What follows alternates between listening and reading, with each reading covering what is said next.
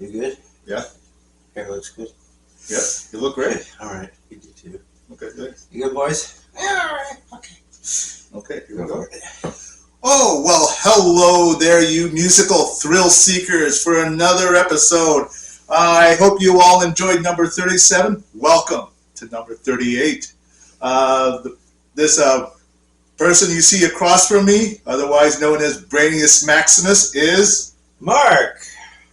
And this handsome, young, sexy guy that all the ladies want is sexy Elmer. Elmer. And we are Marc and Elmer's PSI. Yellow Seed Investigation.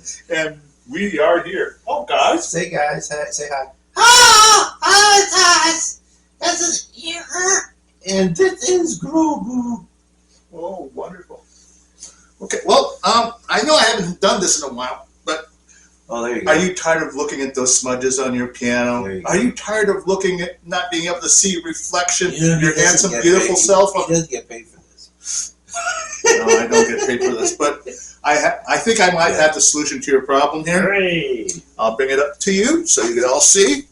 This is the magical Corey piano polish. Here it is. You could probably get it online. I got it at the local piano store here in town in Columbus. Okay? I bring it everywhere I go. In case my playing stinks, at least the piano will look good. There you go. Okay? They also have a line of items for cleaning up piano keys as well. Okay? So, take full advantage of it, folks. There it is. Think about PSI. I stop to think about it every once in a while, and I wonder if before we started this, I feel like I've always been a PSI agent or investigator. Yeah. And I'll tell you what. That's what one of your items there reminds me of. Oh, okay. It does. Okay. So, but anyways, I wanted to use this as a prelude to our segment. PSIs. Well, for some of you who are new, it's called PSIs High Plains Thrifter, guys. Whee! It's a thrifter. We're gonna have.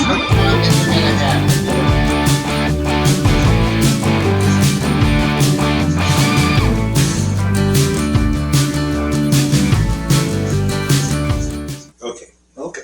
Oh, well, welcome to PSI's High Plains Thrifter. I know we're all excited about this. But today, our good friend here, Marc, is going to be showing us something very special.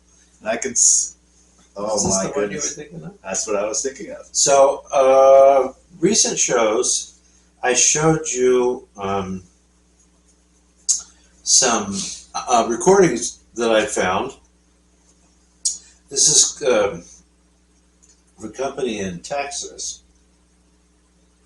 called Pierian, Pierian. But it's part of the same kind of thing. There has been the International Piano Archives, famously from the University of Maryland, especially in the 70s. They released a whole big thing. And I showed you an album, LP, box thing, really nice, where it says Busoni Ferruccio Busoni performs in 1907. Yeah. And that, I think, came from California. Well, there was a company in Germany from the end of the 19th into the beginning of the 20th century. I think it was debuted, actually, like around 1904 or 3, 1903 or 4, perhaps. They'd probably been working on the technology for a while to get it right. Welte Mignon. Yes. WELTE hyphen MIGNON. Welte Mignon. Yep. It was piano playing reproducing system. Yep. I think I forgot to in that film, but I can throw up, as I'm presenting this talk about, throw up a few important pictures of what the machine looked like. There's the recording aspect of it they did, and then the important part was the player aspect, which is really cool, the Vorsetzer. Well, it's interesting because they got this going in 1903, maybe, and started to attract quite a few people to make piano rolls. This is not your typical quarter of a century later, you know, piano rolls, you know, that kind of thing. This is way more sophisticated. This is the difference between the Wright brothers playing and the stuff that Werner von Braun did when they brought him over from Germany. The Saturn rockets. The really cool part is well, what happened historically is within, I think it was like 3 or 4 years, they also started to have electric recordings, sound recordings. So people started to do that as well. The difference, though, is you get the the little tinny kind of sound, stuff like that, which we find still very fascinating. I mean, I think there's nothing better than some old 78 records because there was no filtering. What you heard on the record is what they did, period, as best they could reproduce the sound. But these recordings are actually made on, if not a concert grand, then at least a 7-foot something, Friedrich, which is a Viennese piano. I think nowadays all you can get modern made are uprights, but they used to make grands as well. You wheel up this Vorsetzer machine. It itself is like the size of a medium-sized upright piano. And you push it right up to the keyboard, and it has these little fingers and to fit over every single key, all 88 keys. And then it's got 2 little pedals down there to operate the foot pedals. I don't think there's 3, I think only 2. Soft pedal and damper pedal. And then you turn this thing on, and it's a pneumatic system inside run with electricity, but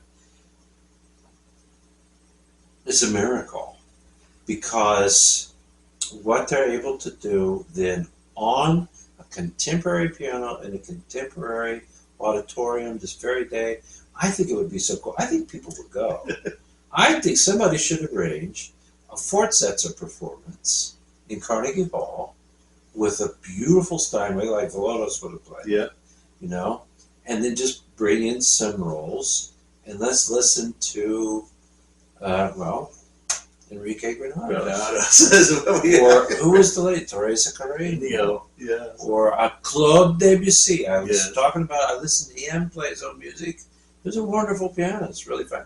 I haven't yet listened to Maurice Ravel play his own music.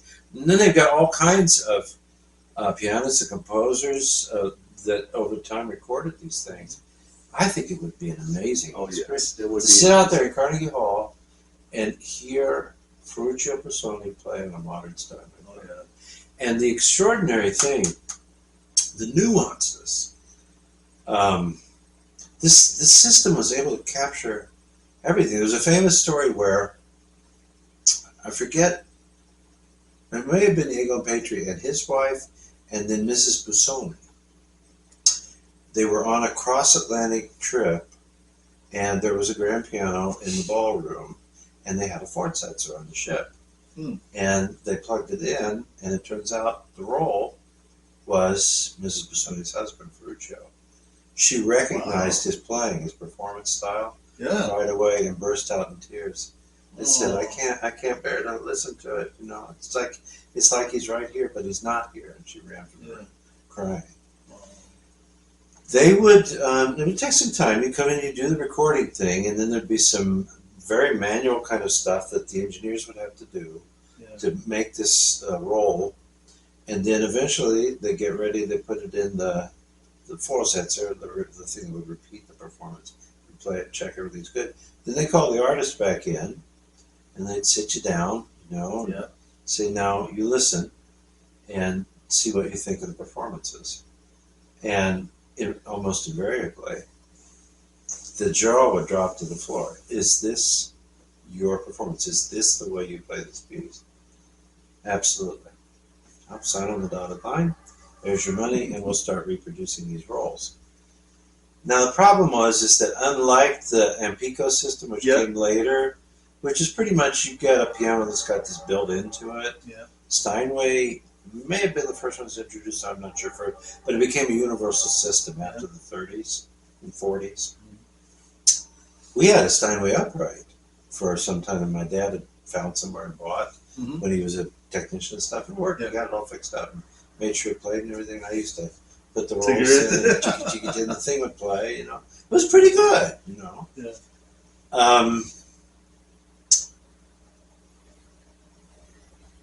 The problem was it's kind of a rich toy. Because you had to be able to afford the Vorsitzer. Which is not just like a recording with a big old horn on it. Record player. Those in themselves were a little pricey when they first came out. Only wealthier people didn't have them. But the Vorsitzer, I mean, it's a big unit. It's like, and you showed pictures of it. I think it would play any piano, but most of the time they were in homes where there's a grand piano or something like that, or in an institution or something like that. And then the problem was in the Second World War, because it wasn't the First World War. Germany wasn't bombed in the First World War. Most of the war happened in France. I don't think Germany was ever incurred upon so much. But in the Second World War, the original Weltmignon factory, with everything, I mean everything, the whole factory with the machines that cast all the parts, and I mean it was a completely unified, like in the 19th century factory, usually like Henry Ford stuff. I mean, you built this, you poured the metal for this little bolt, and then you made the tires, and finally at the end of the whole damn factory, a Model T would roll out of the assembly line. All the parts were made in the same place. That was 19th century manufacturing. Nowadays we got a little more sensible belt part here, from there, and then you have the assembly plants which put together. So sadly, everything that had to do from the ground up with the Weltmignon system was destroyed in massive bombing in the Second World War. They lost everything, including libraries of rolls and all kinds of stuff. Breaks the heart. So the sad thing is in realizing that there was a tremendous amount of history that was lost, but then of course out of the ashes eventually, over time. Now there must have certainly been some things, things that really were lost probably. But thanks to wealthier people, especially it seems to have been in the United States, they had rolls and they had Vorsitzers. And the really big project, I think the first time it was really done up was in the 60s, and it kind of materialized in the 70s, was the IPA, right? National Piano Archives, which came from the University of Maryland. And there was a host of records that they released. And I initially recorded, borrowed some of those records, and I recorded them onto cassette tape. And I have some cassette tapes. Good thing you did. But then subsequently, like in that Busoni album, that came out of California, and somebody had Vorsitzers and Vorsitzer. Maybe that was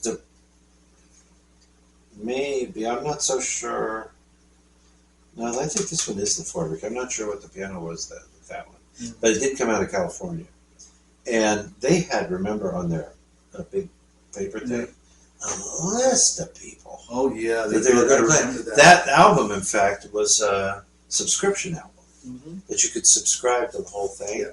And this was the proposed list of people they were going to do. I don't know how far they got along with it because when Elmer and I saw it, we both said, I had never heard of them. These guys, I know, who are they? Quite a number of people apparently did it. And then these people are out of Texas. Yeah. And they got their hands on Forzetzer. I think this is really cool because this to me stands up to Marston Records. James Marston and his partner are the ones doing the amazing acoustic recordings and things. Now this one I was just listening to this morning.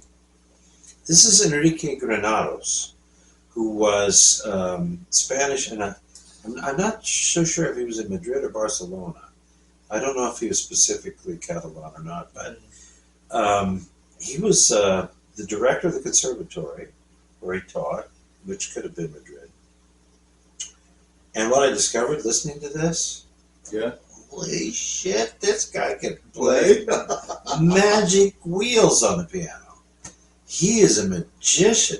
He has a very kind of fast, light, very efficient touch. And he's playing his own music.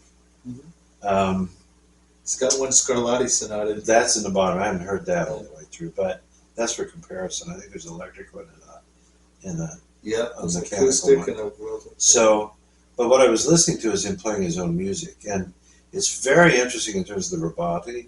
But of course, this is the guy who's hearing the music which influenced him, the folk music, to write in the style that he did.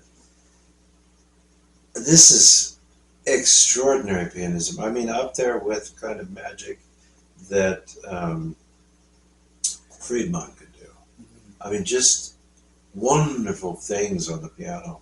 Everything seems effortless, and I wouldn't say it's as rusky, hair-raising like as Horowitz's virtuosity, but it's a little bit more easier and relaxed, but very facile. But as a pianist, you and I know that's some seriously difficult crap that he's doing. Now, I just want to say something about him, which I've always thought was so, sad. He didn't live that long. I think he only made it in his late 30s or early 40s, maybe 42 or something. He was very famous in his lifetime, rightfully so. As I said, the director of the conservatory could have been the National Conservatory of Madrid, I think.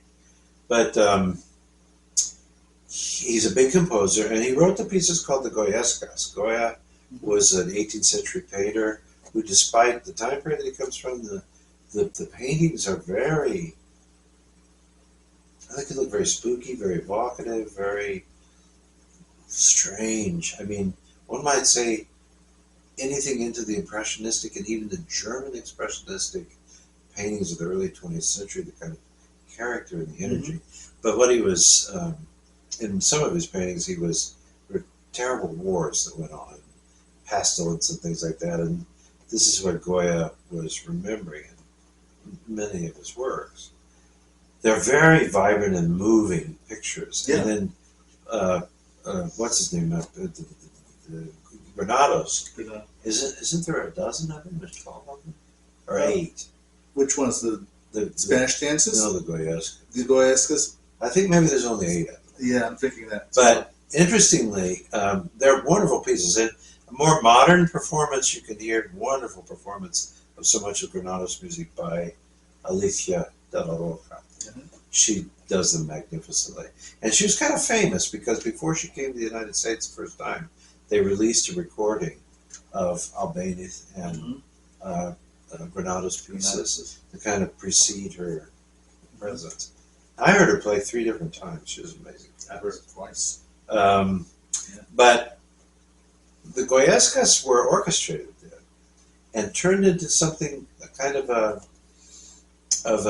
operatic, in a sense, or dramatic pastiche of scenes, dancing. I think there might have been dialogue. I don't know that there was any singing most of the time. But this, anyway, was put on at the Metropolitan Opera in the first decade of the 20th century. The company came over from Spain, and they did performances over, I don't know how many, but I think in a month's time. They were at the Met, and they did these performances. And then because he was there, Granados had played some concerts around New York, maybe not Boston. Big one was, he got called by President Wilson to come down and do a command performance at the White House. Wow. This was, I think, 1914 or 1915. I forget what year it was. But before we got into the war. We got it in 17. It was over in 1918. So when the stuff was done in New York, he had to stay in New York till that was all done. But when it was done, the opera troupe, all those people, got on a boat in New York or New Jersey, and they went straight across the Atlantic back to Spain. Granados went down to Washington with his wife, and he gave his performance and everything, and fed it, and had dinner, and visited with Mr. Wilson and all that, President Wilson. And then he got on a boat that first was going to go to Ireland and England, and then another one that would head down to Spain, because the direct one that they had taken, I guess it didn't go that way all the time. Yeah. And he missed that one, so he had to go there. The boat that he and his wife, the ship that they were on after the performance at the White House, ironically, was the Lusitania. Oh, gosh. You know what that means? Yes, I know what that means. So the Titanic is the famous one that hit the iceberg. Yeah. The Lusitania was around 1915, I think. I forget what year exactly it was. The German U-boat sank it with torpedo. Yeah. But what we now know, of course, America was doing this in the Second World War, long before we actually entered for at least 3 years. We were sending munitions and war machinery and everything to Europe to fight the Nazis. We also, from farther back in the 30s, were sending trucks to the Soviets that would sit there too. I don't know if we'd see any tanks too or not, but it turns out that the U.S. was vehemently opposed to the European War. Of course. It started in 1914, and we didn't get pulled in until 1917.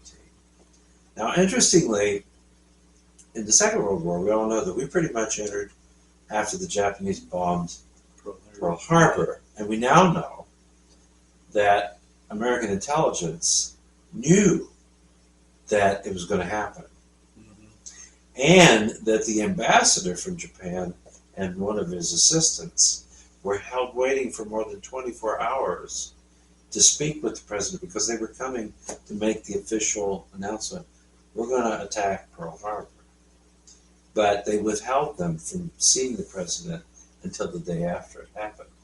Then they get called in, and Roosevelt gave him a piece of his mind. I'm sure. But the truth is, Roosevelt already knew. Everybody knew. But they needed something big enough to change American opinion and to move us towards getting involved in the Second World War. Turns out the same thing happened in the First World War. We were sending arms and things, munitions, especially ammunition, to the British and the French via these passenger liners. Oh, gosh. The Germans found out about it. And so what people thought was really unusual is that it was one torpedo that hit the Lusitania. But the eyewitnesses said the thing blew up almost like a nuclear bomb. I mean, not that they would have known back then, but it was a massive explosion. And they were thinking, well, it would have been some oil. It's this and that, but no way was anything on that ship normally that could have exploded like that. So then there was even talking at the time that there were munitions on the ship. Subsequently, we know for a fact, because the documents have been cleared over time, there was a huge bunch of ammunition on the ship. On the Lusitania. On the Lusitania. Jeez. So the sad part is, especially, well, I mean, there's like 1,200 people, I think, that died. Well, as it turns out, Granados was rescued. He was pulled out of the water into a boat. It was dark. It was nighttime. Yeah. And he was okay. I mean, he made it out.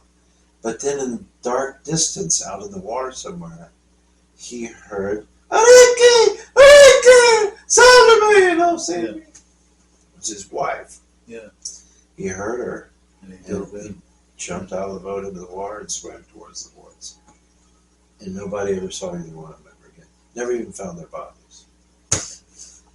And today I especially remembered how terrible that was. Yeah. Because you listen to this guy play the piano. I mean, he was a wizard. I mean, not just a great pianist, but an extraordinary pianist. Really, the things that he can do. And I don't know what he did with other music, but he's playing his own music. But it's, I mean, the Goyaskas are kind of notoriously difficult to play. Yeah, of course. They're pretty hard. Sometimes he notates them on 3 scores, Yeah. 3 systems, you know. Yeah. And it's really amazing because you can hear all the different parts happening all at the same time. Different articulation of things going on. It's amazing. But then it made me think about Willie Capel. Who else have we lost like that? Willie Capel's plane went down in San Francisco Bay. Didn't quite make it to the runway. Anybody else? Jeez. Put it down if you know. Yeah. Oh, well, of course, we lost some to suicide. Yeah, suicide. There was that Australian. Yeah, pianist there was the walked into the sea. Noel Wood. Yeah, Moulton Yeah, Wood. Yeah. Noel Wood. And then there's those who are a mystery. James Fields. Oh, Remember yeah. James Fields? Yes. Yeah, he did the soundtrack for the movie Fingers, starring Harvey Keitel. Yeah. And Yeah, we talked about that. yeah, we talked about it. If anybody knows what happened to James Fields, because they said, he died of causes unknown, is what the report says.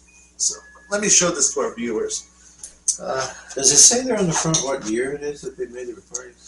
It says his recordings for Velta and Sona, Paris, 1913. 1913. Okay. 1913, there it is. But you guys know, in terms of early electronic recordings, you don't start even getting decent, listenable stuff until the 20s.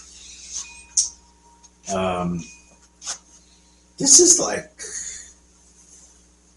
I mean, in terms of the acoustic quality, the whole reality and everything, this is like listening to Velotos play in a studio recording or something. Yeah. But the guy recorded this as such 111 years ago. That's the extraordinary thing to me about this stuff. I'm interested to hear what the Scarlatti sounds like. I haven't gotten that far. There's 2 tracks, one number 9, the other one 10. Yeah. One of them is, let's see,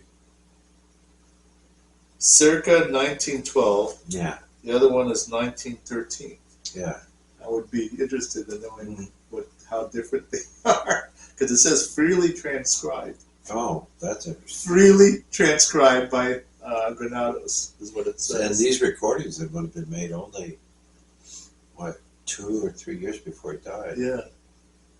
He died way too young. He was not, I mean, he was still a young man. He was like 42 maybe or something like that when he died. I'd like to know if these Scarlatti scores were notated. If not, I'd be willing to try to really? pull it out myself. You can borrow it this week if you want. Okay, good. Remind me to give you the CD. It's still in that. Okay, got Thing. Wow. Now, regarding old stuff, and that led me to, I have been getting some books. Yeah. And some things. I showed you last week. Yeah. Well, I know it was last week. It was 2 weeks But ago. Isadora, for example, Yeah. we got, and the Bruckner 8th Symphony. Yeah. Well, and then 2 days ago, we got the original Roswell the movie with Kyle MacLachlan and Marc. Yeah. And we watched it yesterday. It's the first time that Laura ever saw it. The Roswell the movie. It's a really good retelling of the Kevin Randall version from the book and everything about that. But that's not really related to us. And then I've gotten some Chinese medicine books, really good. I've been especially interested in looking at some that have to do with the mind, emotions, and physical Chinese medicine. I've got another ghost book. I'm kind of into spirit stuff very much, various things. And and I've been looking through my cookbooks to look for some recipes. But anyway, when I got into the Wayback Machine, as I often do, with this, it made me think about these two films that I just wanted to share with you again. First up, I'll just say a little bit about that, but this one, there was a guy, what was his first name? Georges Méliès. He was a filmmaker at the very beginning of the 20th century. We're talking like 1904 through 1908, stuff like that. He was an incredibly successful French filmmaker, very imaginative, filmed. There's a movie that we watched.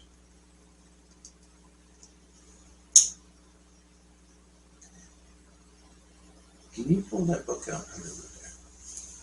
Okay. Over here on this side. All right. I think it's the top one right there.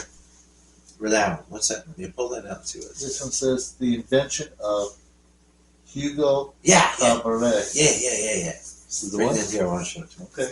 Too, because this is how I kind of got into this, although I'd known one of his famous films. This is a movie that they did, I think, which was called Hugo Cabaret, or something like that. Look at this, it's a really cool book. Holy moly! What in the Just world? Flip through it, just flip through it, it's really cool. Just look at some of the pages. It's like a manga, or Oh. in a way. They're woodcuts, I think, that's how they did it. Although that seems really intense. I bet they did it with a computer.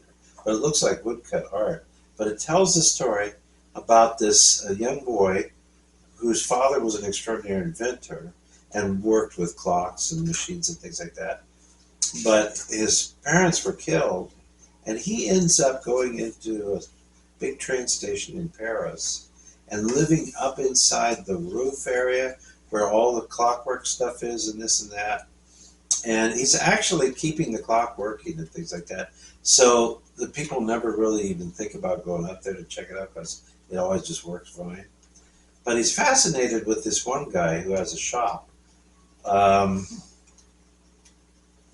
don't remember if the shop owner has actually been Kingsley, the actor. Not sure if it's him or not. But I think it is. And it turns out that the guy who runs the shop at the train station and sells these little trinkets and sometimes little tiny toys and various things that are mechanical that he repairs and fixes and stuff. Turns out that this guy, in his younger years, when he was actually very wealthy and very famous, was Georges Méliès, the filmmaker. And this kid gets to know him and stuff like that. It's a really cool movie. I think it's called something of Henry Cabaret or something like that. But you show him the book. But anyway, there are some things available. And fortunately, now what he himself did this. He suffered. Go ahead and show the book.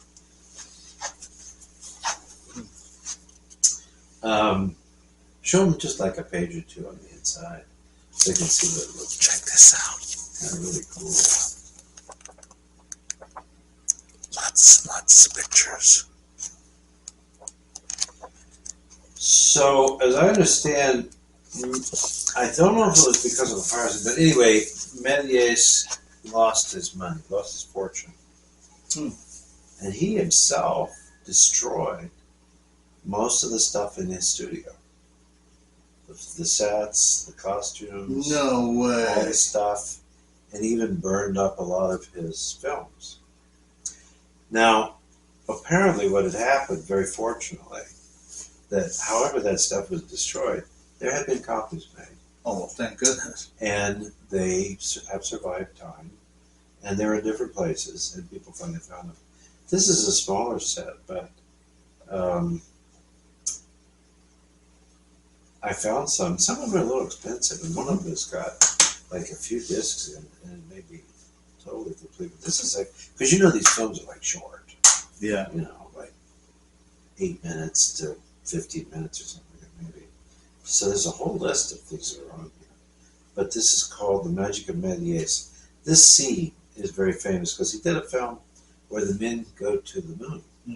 And when the ship The rocket goes psh, Yep. and shoots from Earth to the moon. It hits the moon in the eye briefly, Yep. and then they climb out and they go and they meet moon creatures, stuff like that. So this stuff is made at the same time that around the same time, actually a little before, then Granados was recording that music for the Bell Mignon. And if you see some of this stuff, the costumery, it's all silent black and white stuff, but it's extraordinarily clever stuff.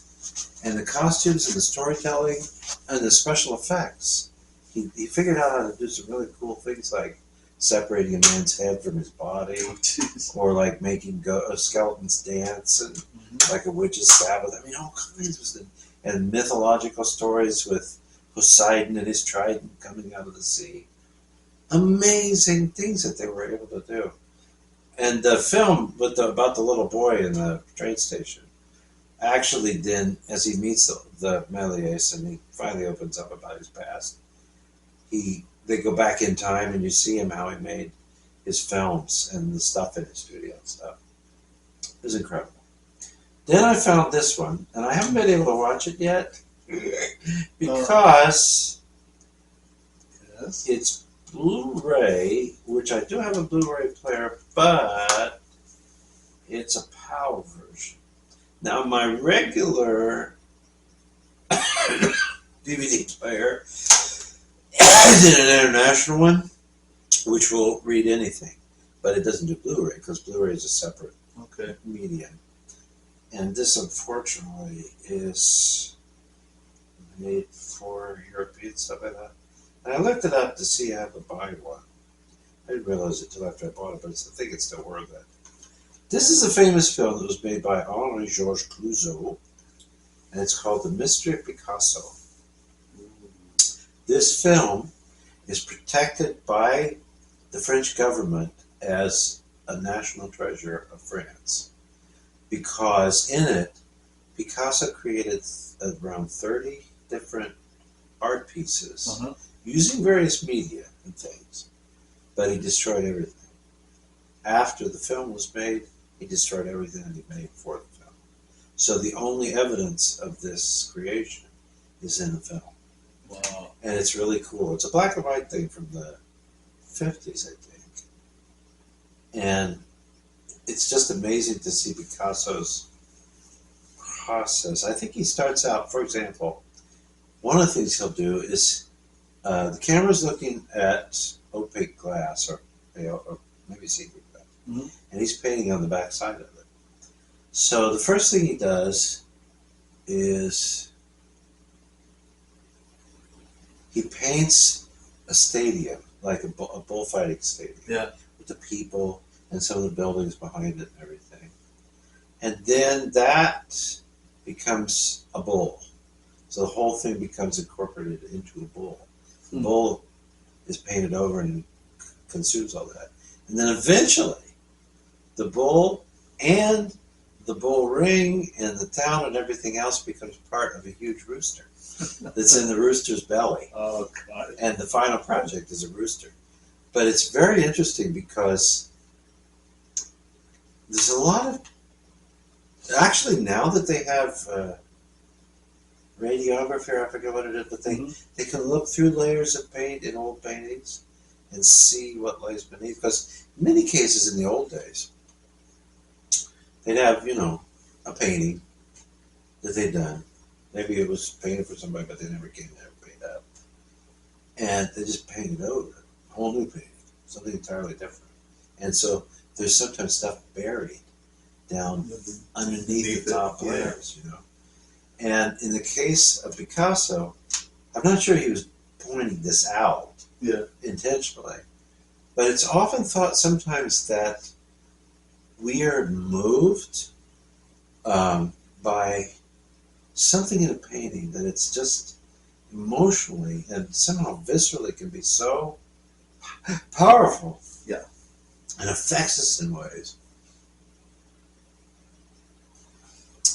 that the argument is, and now they're beginning to be able to prove it in the less than 20 years, maybe where they're using X-ray technology, or I forget what the stuff is, but they can see through various layers of paint and see what might be underneath it.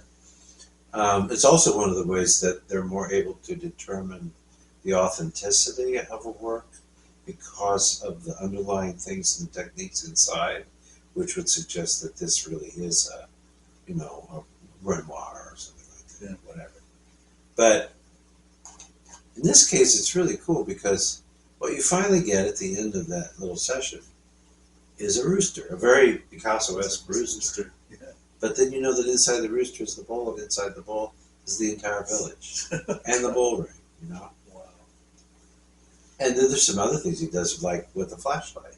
And they use time, what do you call it, slowed down recording. Oh. He paints in the air with light. And the camera captures the whole thing in slow motion video or something like that, or whatever they do. Some of the techniques that he uses, he created especially for the camera. Huh. The guy was a genius. He was amazing. But this is what the film is, its title, its name. I couldn't find a disc. I think I own a VHS tape in my collection, which is either out there in the garage, of this. I'm not sure. But as far as the DVD was, I bought this. It was a decent price and so forth, and then I got it, and I really, I can't play it. But in the cheapest, I found a player that would play. It's $139. $139. Wow. Because it's a Blu-ray PAL player. And I paid less than $20 for that DVD. But it really is, if you get your hands on a copy of it or see it. You know, of course I didn't bother to think of whether or not it might be on YouTube. Anybody might have put it up. Wow. But it's pretty cool. It reminds me as well, there's some films made from this period of time by the famous stage designer, I think he was a playwright, he was a writer, a novelist as well, Jean Cocteau. Jean Cocteau also, he did some work for Diaghilev. I think he was involved with the Ballet Russe and things like that. I think he may be too young for Diaghilev, but I thought there was some kind of connection there. But he did some wonderful films. Oh yeah. In the early 50s, about the same time that this was made. Black and white films. I've seen them too. They're amazing. Representative kind of films. He had a lover. He was gay. Cocteau was. Can't remember the guy. Jean Marais. Marais. He was quite a studly boy, young man. And he featured in at least a couple of his films or more that Jean Cocteau directed, I think, or designed them in some way. He had some role in it. Yeah. But I'd recommend those two, these wonderful films by Jean Cocteau from the same period. French culture is something pretty amazing. I would say, especially after Baron Haussmann and the other guy, the architect, who in the 1870s, 1880s began to totally tear down old Paris, and they rebuilt all of Paris in that kind of, I think they call it the Second Empire style, which we all think of as like classic Paris. Yeah. Paris was a lot different looking before that. But they literally had the idea, it's rather amazing, because Paris is an ancient city, going back to the Roman times. But his name is Baron Haussmann. I forget the other guy that was involved, plus the architect. But they basically raised all of what was at the time central historic Paris. They just Yeah. and rebuild it all up in this kind of Second Empire style with the mansard roofs and what now we think of as like classic, gorgeous Paris. Yeah. And from that period of time, there's also there's a huge fire, which may have been part of the reason. I know what it was. I think it could have had something to do with that period. Not that the Germans made it to Paris, but famously in 1870-71 was when Germany became unified. And the big establishment of that, I think because the French wanted some land. They've always argued about the Alsace, the region in eastern France, and even parts of Bavaria.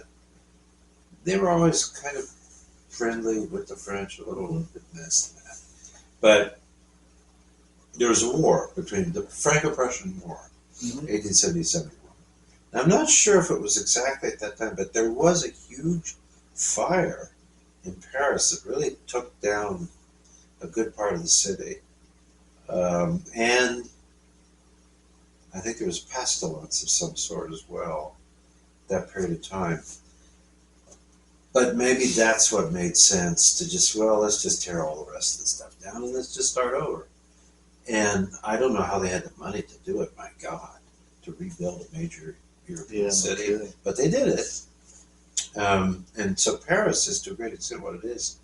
It's a relatively new city, like younger than some here right in America. I mean, we got places in New England and the eastern United States which are older architecturally than the oldest parts of Paris. Now, there's certain ruins and things, so major buildings left over from past times, but where everybody lives and the main, all that stuff. When you see the film An American in Paris with Gene Kelly, and all the streets and wonderful things like that, that only goes back to like the 1880 or so, 1875, I don't know, somewhere in there. Some places go much farther back. But then you figured from that time, which then becomes the Belle Epoque, and I have several books by that wonderful American author who's lived in Paris, and she writes historically, like every couple decades, about the history of it. Even into the Second World War, the Nazis ran the show for several years, but Hitler wanted to blow it up when they were going to have to retreat. And basically, they just ignored him. The commanders of the city and everything. I mean, Hitler was vindictive son of a bitch. Oh, yeah. If I can't have it, then nobody's going to have it. He wanted to destroy the Eiffel Tower, just torch Paris and everything. And they wouldn't do it. Let's just hope we don't have to go back to Berlin. Let him know. But when you see some old movies and stuff, for example, American in Paris, that's Paris. 50s. Right? It is. Colorized. It really, I never got to go. I never went because I was always elsewhere, focused in other places. I've never been to Paris. Never even flown through or anything. I had a chance to go one time, and instead I ended up going to Berlin. Back in the communist days. And I had really cool experiences, very memorable.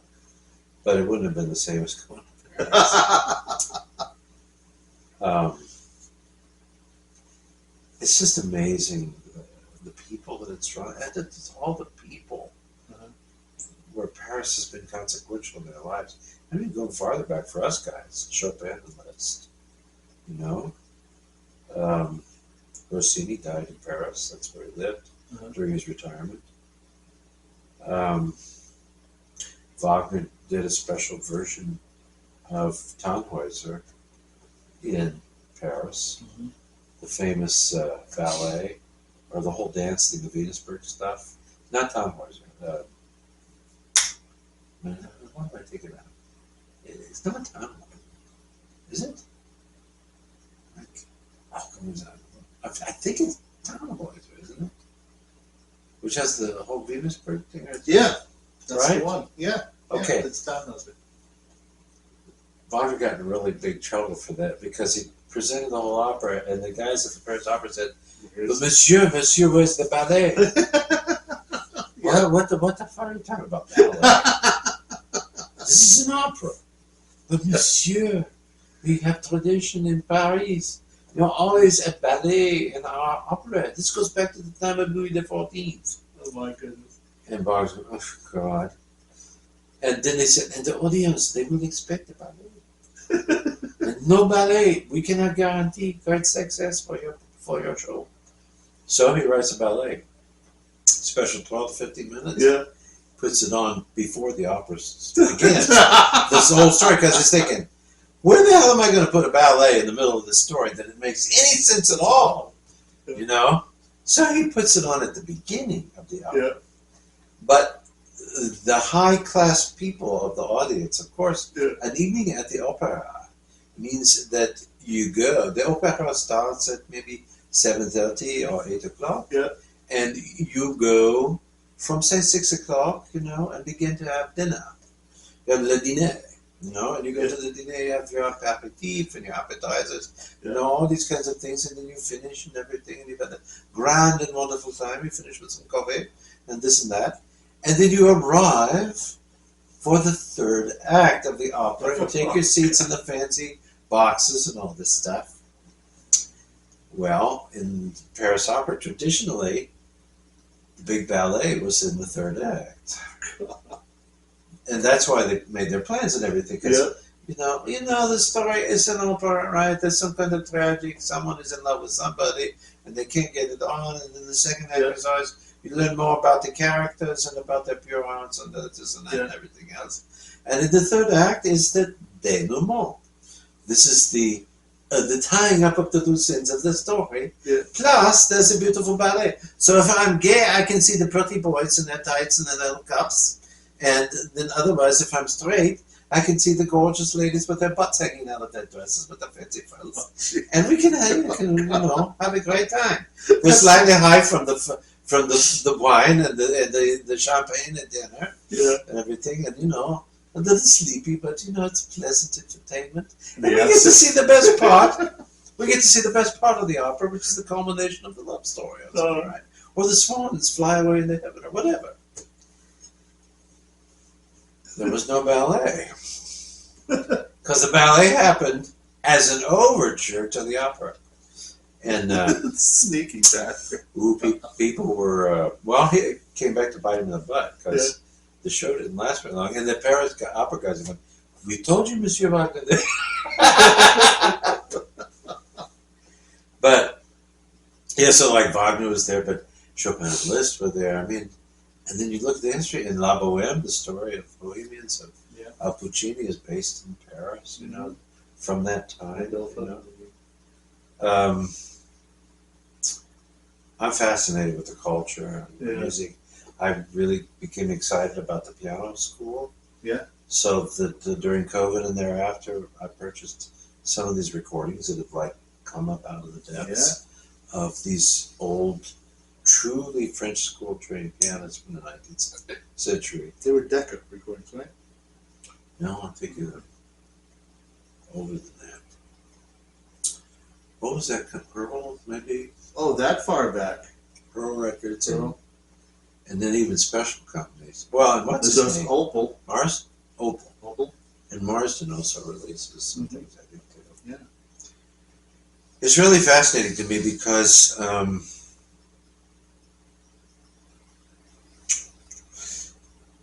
egoistically and culturally, I think this is breaking down now in modern times.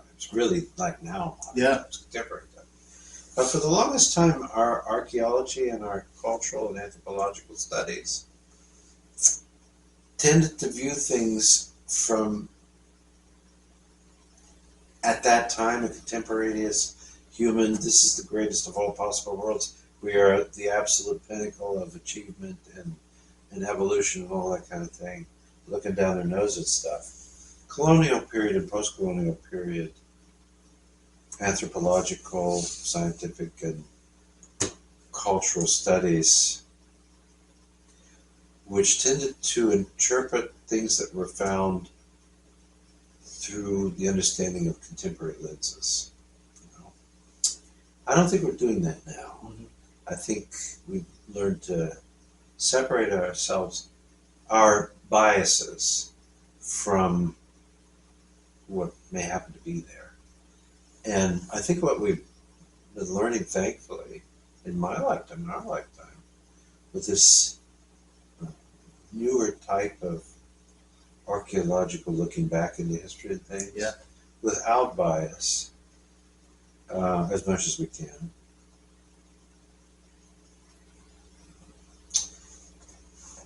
It's not a linear progression at all, necessarily, in terms of taste, thinking, what people perceive as beautiful.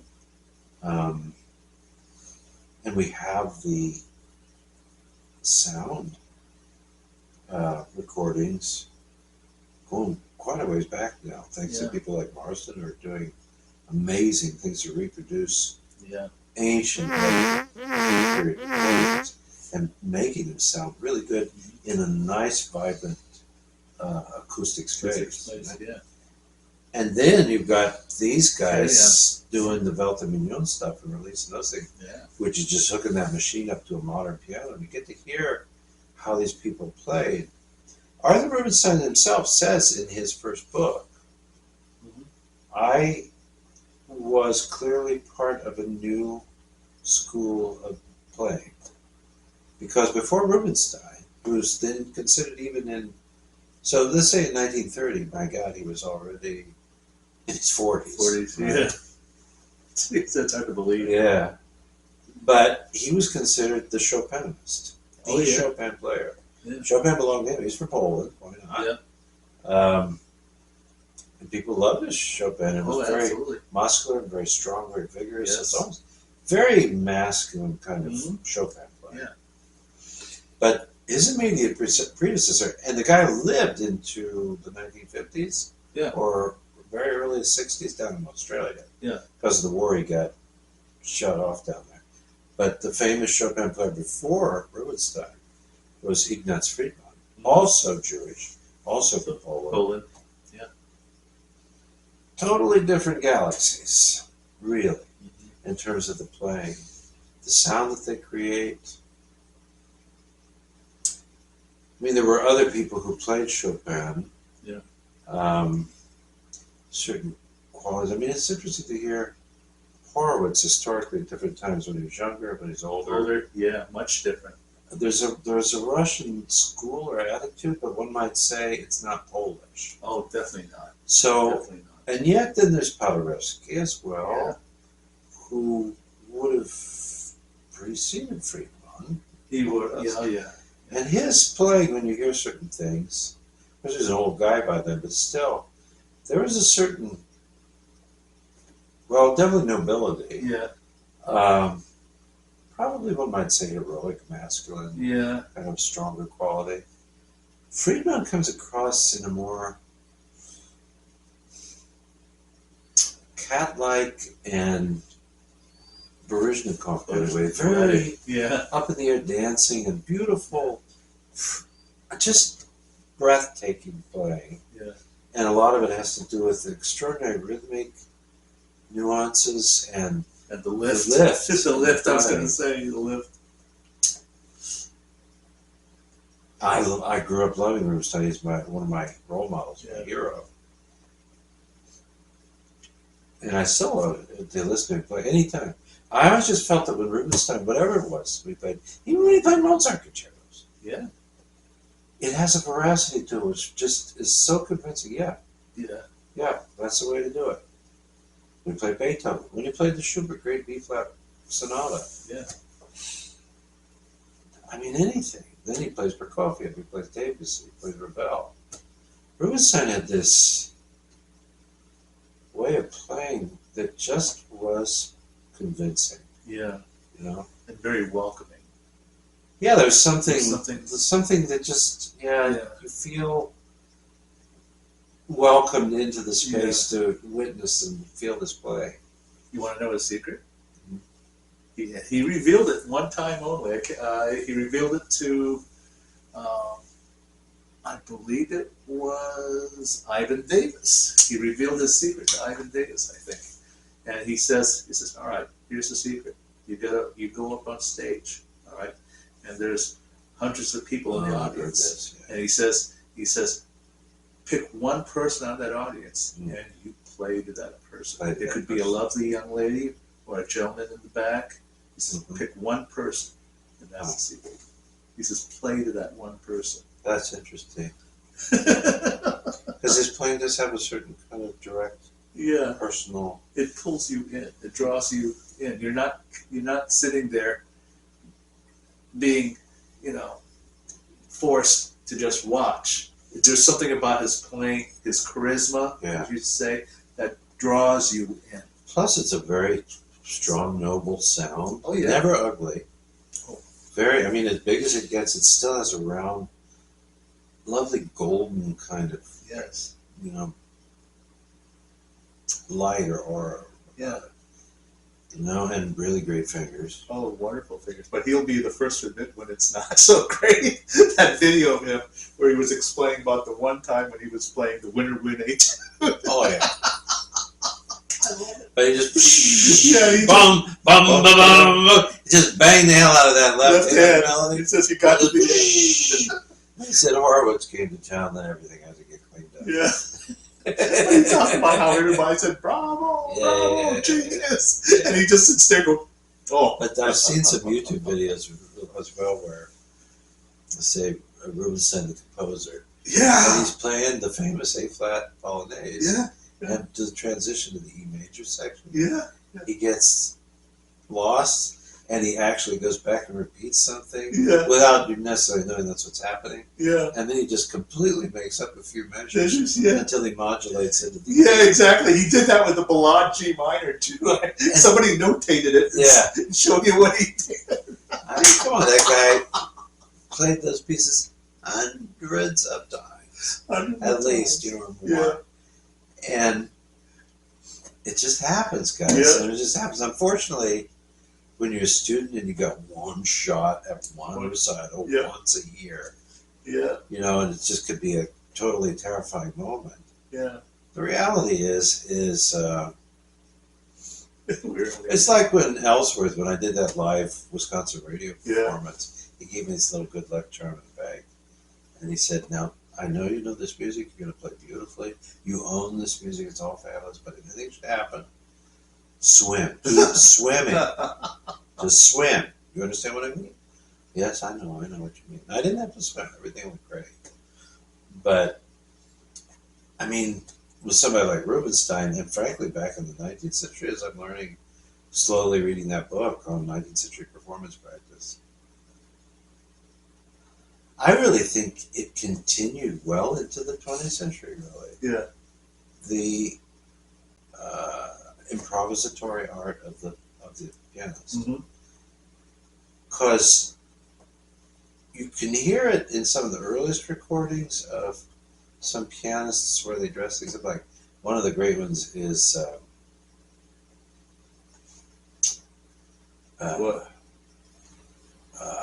he was a Liszt student. He was a Liszt student. Famous for the octaves and things like that. He wrote the Carnival de Vienne. He wrote the Chopin Liszt Meine Freude that I play. Oh. What's his name? He had the Rosenthal. Moritz Rosenthal. Yeah. Also, I believe, was it Polish? Yeah, he was. Polish, I believe Jew, he was. Polish Jew. Yeah, I believe he was. Yeah. He's wonderful to listen to because, the guy clearly could play the most outrageous. Some of the pieces he wrote, the Carnival of Vienna is his piece, right? Yeah, exactly. This nutty-ass piece, just extraordinary. And the double note minute waltz. Yeah, that's his thirds. Thirds and sixths. Well, then when he plays some other stuff, and it's very appropriate, I think, for Liszt. I've always thought this too. Yeah. In this very day and age, I don't think that Liszt is 100% sacrosanct. Yeah. You can do it because he did. He did, right? Yeah, That's what we hear. Yeah. But you listen to somebody like Rosenthal; it's wonderful. Yeah. And I adapted some of his stuff and even went farther with a couple of things in the My Joys, My Beschottka, My Freude, of the Chopin Liszt song transcription. and especially I think of Osip Gabrilowicz. Gabriel, And frankly, I don't think so much in his performance of traditional music you don't hear it, but in his own compositions, Joseph Hoffman, amazing technician and colorist and everything. The Sanctuary and some of the stuff like that. But he's been known to doctor things up too. He did too, yeah. And we hear from reviews or people talking about Anton Rubinstein's performances that he changed things, dressed things up. It was just a flexible plastic art performance from, well, as Malcolm Bilson talked about, like with Mozart, the reason that there are 27 piano concertos, nobody wanted to hear 17 anymore. Yeah. You know, maybe for a while, if you hadn't heard it, you could play it, get by with it. But in Vienna, no, 17 was, back in 1786. Yeah. I don't know when it was written, but Yeah. you know what I mean? That's exactly what you mean. In Mozart's day, and frankly, going all the way into a period in the 19th century, music was contemporary. Yeah. Music was what was happening in the moment. Yes. You didn't play old stuff. No. Nobody cared. Yeah. Now, the composers knew about it. Beethoven and his people thought Bach was the greatest composer ever. They weren't talking about J.S. Bach. They were talking about C.P.E. Bach. Yeah. But, interestingly, they knew his music. Now, Haydn relied upon the old composers to create the new forms in some cases that he did for the classical period. But thanks to Baron von Swieten, he had access to that amazing library, and he knew about the old stuff. But those were the guys who were practitioners and creators of the music. But the audience wanted new music. Yeah. That's why Mozart wrote symphonies. Yes. And 27 piano concertos, and then one after the next. Haydn wrote 102. 100, more than that, isn't it? Yeah, it's more than 102, but I think it's more. 8 or Something 9, like that. Something like that. My God. Yeah. Then the creation. And the seasons. creation. Oh my God. And even Beethoven, it took more time, but it's Beethoven. Yeah. But then you think of all the music Chopin wrote, or the things are listed. Now, Liszt was one of the first recreators. Liszt went on, he was on a concert tour and traveled anywhere from as far as Moscow to London and all around Europe. You imagine he did that a lot of the time in horse and buggy. Yeah, I know. Not trains. Right. Eventually, maybe, he used the trains and stuff, but he traversed between London, Rome, Moscow, and somewhere north, Copenhagen or something like that, God knows. I went to Istanbul. This one thing? He was in Istanbul. I didn't know that.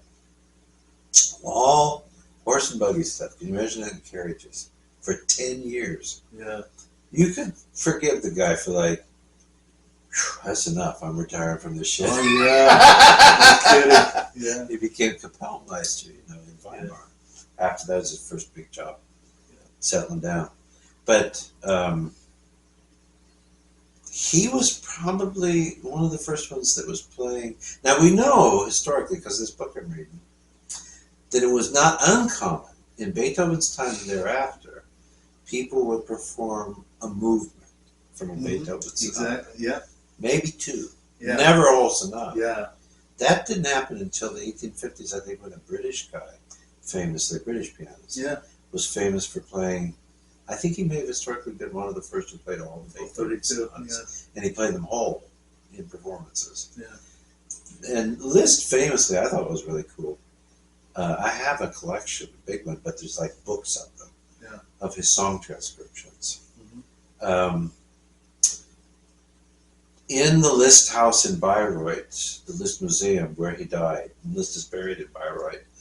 I put it up on the show before. There's a chapel-like tomb that you can kind of go into part of the way. There's a thing that says Franz Liszt and all this kind of stuff. Because his daughter Cosima was married to Wagner, and he lived across the street from the Wagner mansion in his own place. But in the bedroom, where his bed's over there and this and that, there's stuff up as a museum, and under glass and on the walls there were some programs from back in the day when he was concertizing, And one of the things it said I thought was really cool, that on every one of his programs during those 10 years, he almost always did 2 to 3 Schubert song transcriptions. Oh, gosh. Because clearly people loved them. They were big things.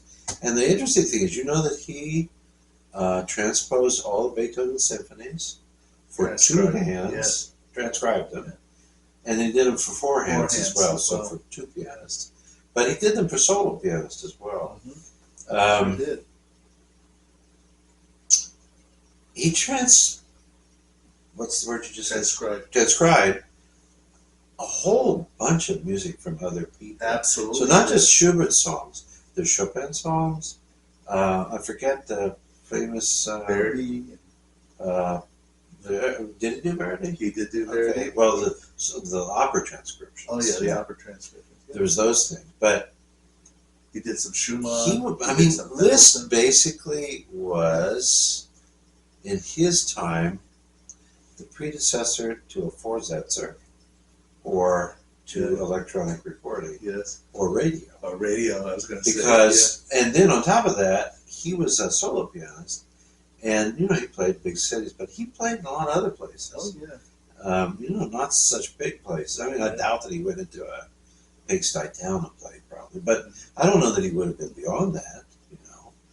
But when you consider that back in those days, if you didn't live in Paris, Berlin, Vienna, something like that, chances are you may never hear a symphony in your life. An orchestra. Yeah. You may never hear one because it's too far to go. Yeah. And the money involved in travel and the tickets, and you had to dress for it. Oh yeah. All that kind of stuff. The 19th century was still continuity of the 18th century aristocratic lifestyle, but it was public for the bourgeois and the upper class. Yep. But if you weren't part of that, then you couldn't experience it. So there comes this long-haired Hungarian dude. Yeah. Who, you guys want to hear the Eroica Symphony of Beethoven? Sure, yeah, why not? Yeah. So well, here you go, Yeah. And you could, the guy was a jukebox, like this guy. He pretty much could play most anything he asked for.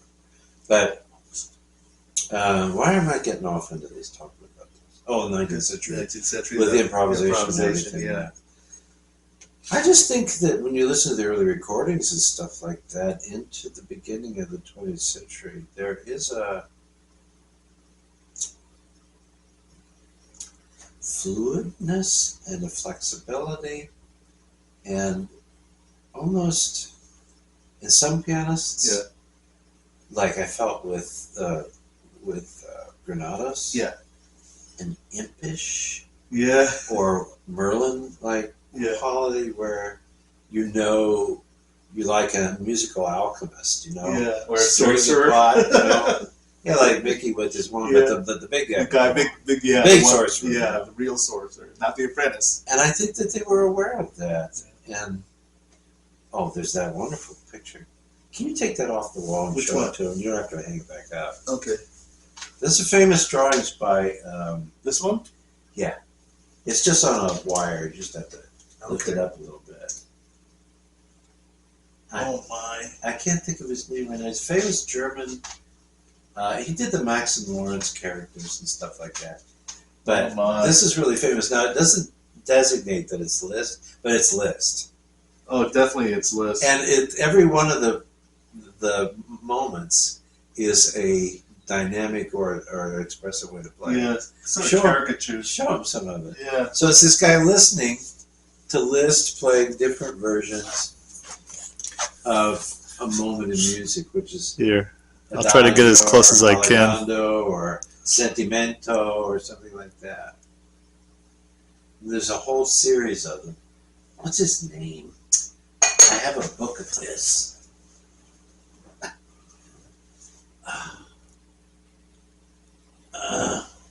Bush. His name was Wilhelm Busch. Was it Wilhelm Busch? I'm sorry, Marc. I got the book. I don't know where it is on the thing here. The shelf. It doesn't seem to be a start with the. Sorry, folks. That's the best I can do. Yeah, that's okay. I just kind of wanted to see that, but This is a very clever drawing. I love this. That was a gift from my ex-father-in-law. She found it in an antique shop. But now why am I still talking? Oh, the interpretation. Yeah, the impish and the wizardry of these guys. I'm not sure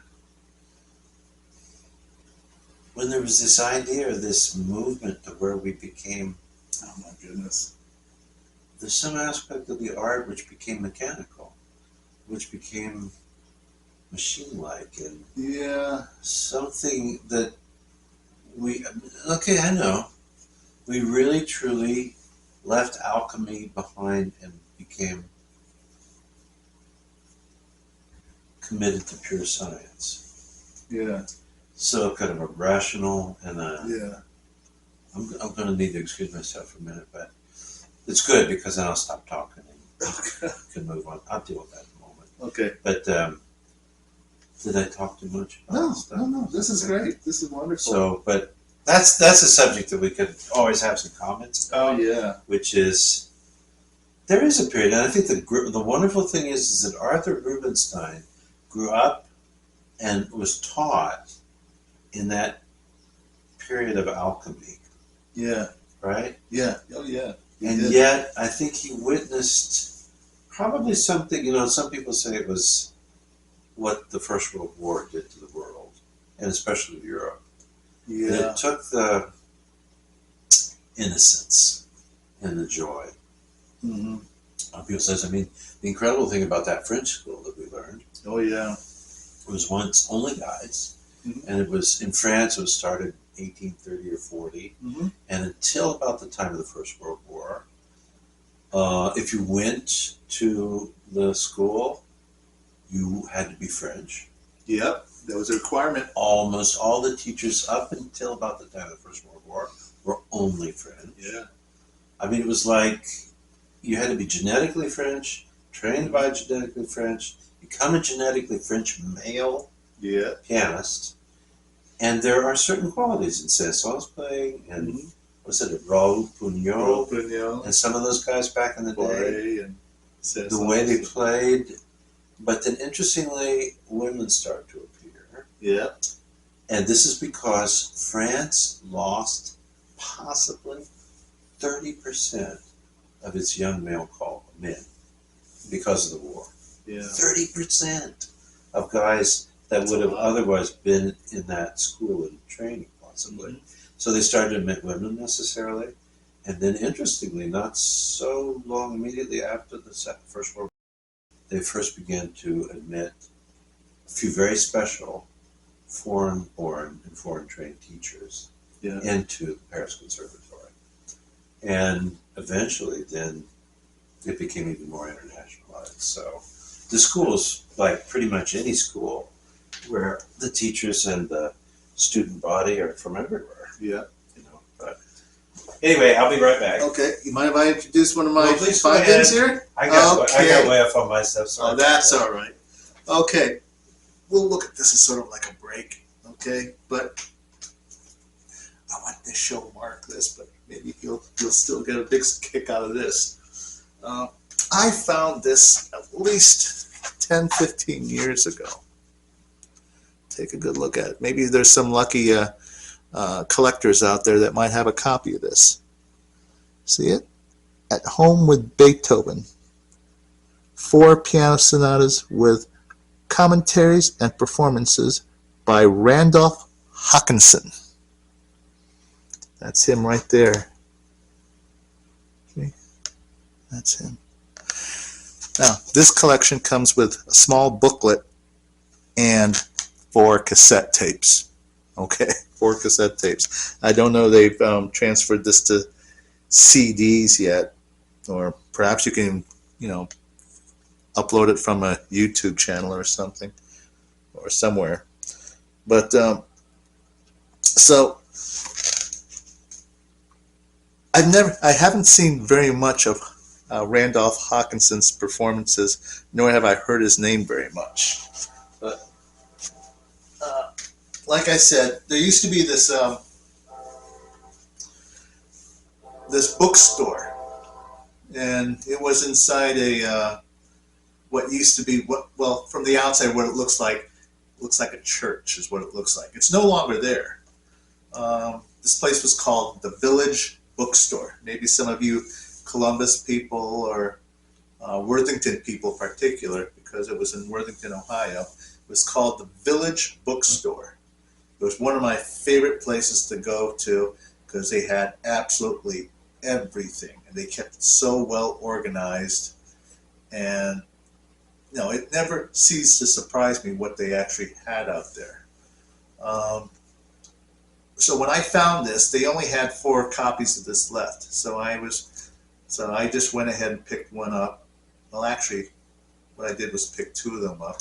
I picked one up for a friend who had a birthday, and I gave it to her for her birthday. So, anyways, if you're out there, you know who you are. Oh, by the way, talking about birthdays, my old buddy up there in New Philadelphia, happy birthday. So, anyways, I was just telling them about my find here from 10, 15 years ago. Oh, this is what you asked me about with the cassette player? That's the one. Okay, let me give you the bio on this guy. The Danish guy? Randolph Hawkinson. Born June 12, 1915, lived to October 18th, 2018. He was 103 years old. Yeah, Scandinavian sometimes. Yeah. So anyways, he was born Randolph Henning Hawkinson, pianist, composer, writer, lecturer, and professor emeritus of University of Washington. He's recorded Beethoven, Bach, Schubert, Chopin, Liszt, and Mendelssohn. He has performed the complete cycle of Beethoven sonatas at least 2 or 3 times in his lifetime. He studied with, he must have spent quite a bit of some time in England. He studied with Harold Samuel, Mira Hess, and Carl Friedberg. Yeah, Carl Friedberg. Carl Friedberg was a student of Clara Schumann. Clara Schumann, yes. Mm-hmm. Yeah, so he's only like second in line from there. So anyways, he's played under the conductors of Thomas Beecham, Pierre Monteux, Arthur Fiedler, Walter Susskind, and this last one, I've never heard of this one, Milton Katims, Katims. Never heard of him either. Okay, well anyways, in 2011 he did release his memoirs. It's entitled With Head to the Music Bent, A Musician's Story. Oh. So, this is pretty cool. Isn't it cool? Have you played any of those works? I played Opus 10 number 3, that's D major. I've been working on Opus 31 number 2. I don't care for Opus 90 E minor. But at 109 I played my master's recital thereafter. Yeah. It's 4 Beethoven important ones. Yeah. I know why Opus 90 is there, the E minor, because it's a through composed thing. You thought, really? It's not one of my favorites to go to listen, honestly. Okay. But the other 3 are great. I mean, there's the Tempest, the great D major, up in octaves, and of course the 109 with wonderful variations in the last couple. Yeah. It's pretty cool. Yeah, it is very cool. That's why I asked you about it. So, but anyways, I was good sized hands there. Oh yeah. Fingers. So, but anyways, I got to listen to this one time only, and I didn't even get past the second cassette because the cassette player broke, and so it took me about nearly an hour to fish it out of my car. Oh shit! I know, in my car. Wow. My car cassette player. Oh, damn. And so I had to get a screwdriver and fish it out. And needless to say, that cassette player was never going to play another cassette again. So you got a CD player in your car now, right? I do have a CD player in my car. Yeah. Is it because it's a newer car or because It's a newer car. System? Yes, it's in your car. Yeah.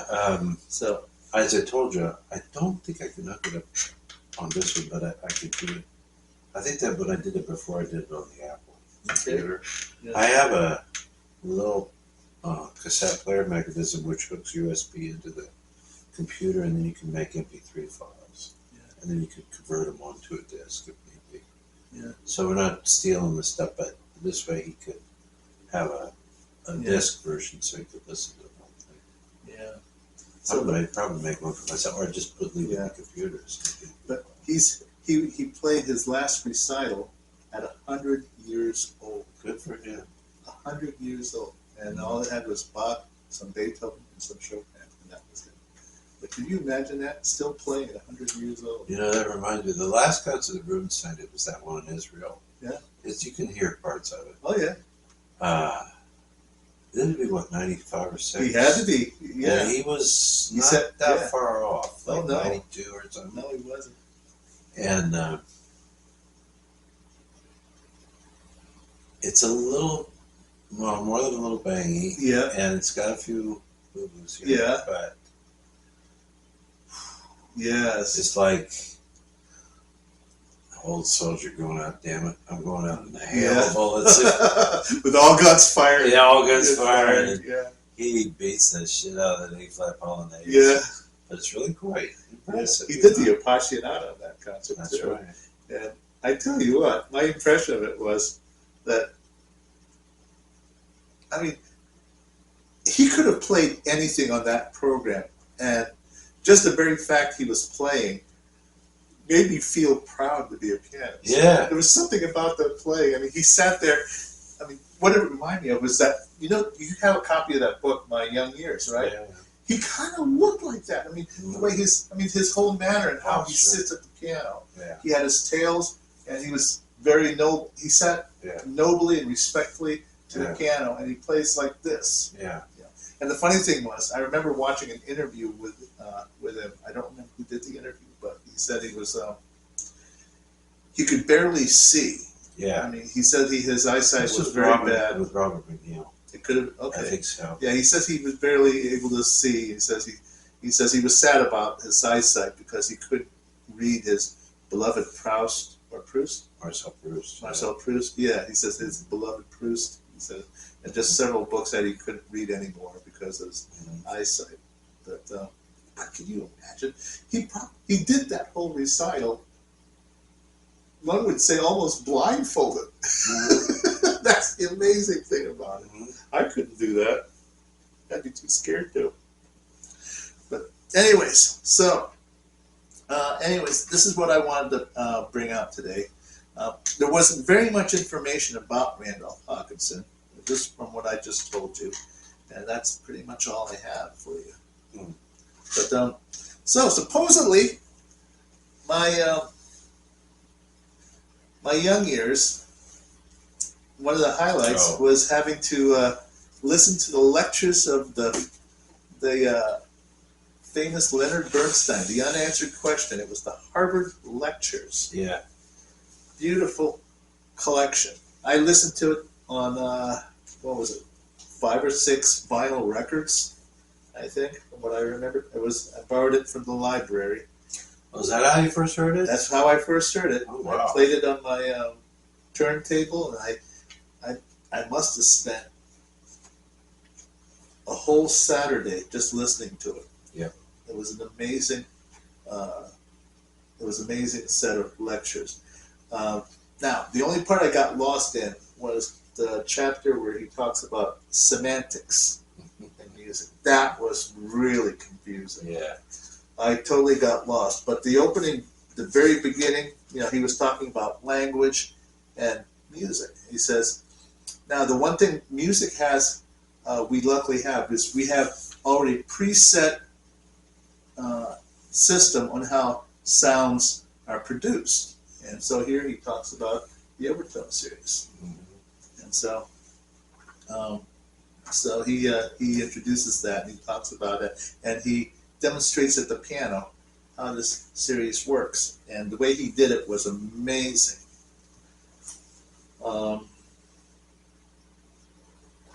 anyways. Yeah, because we were talking about this, in the last two shows at least, Yeah. we were discussing God's favorite conductor. Oh yeah. And Bunkarian got a lot of playtime. Yeah, he did. But then a lot. we also talked about Bernstein, and for different reasons in the last several shows. Yeah. Going back to when I was in my Copeland, not Copeland, Charles Ives phase. Yeah.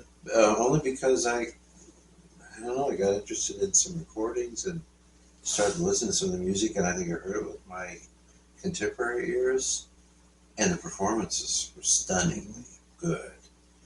And I developed this whole new fascination for it. But some of those recordings famously were Bernstein and the New York Philharmonic. And the pieces are often written such, and also with Bernstein's keen ability to turn the densest works into chamber music. Oh yeah. The clarity of the lines and everything. And then the Ives comes through, and then sometimes they're written this way. The moments for various instrumentalists in the orchestra are like solos. Anyway, I've long been a great fan of Leonard Bernstein. Oh yeah. And I think, rightfully so. One of my favorite LP collections are the complete Mahler symphonies that he did back in the 60s. Yeah. I bought that actually in Germany when I was a student tubing and brought it back with me. I have some great stuff of his. So many experiences with him. I mean, when he finally left New York, he still had a career after that. Oh yeah. He went to Vienna and recorded with him. A very fascinating performance of the Brahms First Symphony. The way it begins, boom, boom, boom, boom, just violent timpani, and this driven feeling right through the beginning of it. Performance I've mentioned many times. I saw on television when he did American in Paris of Gershwin. And it was just delightful chamber music. Boop, boop, boop, boop, boop, boop. It's all there. Everything is there. As though at any moment you're looking at a painting and you could look at any one of the places in the painting and see it clearly. It's brilliant. So around 75 or so, I was not very old. Yeah. 13. I don't think that's when I saw these. Yeah. I think it was probably a little bit later because I studied with Professor Wynn. Oh, I was much older when I discovered 14 or 15. It was in the late 70s. But it was on PBS.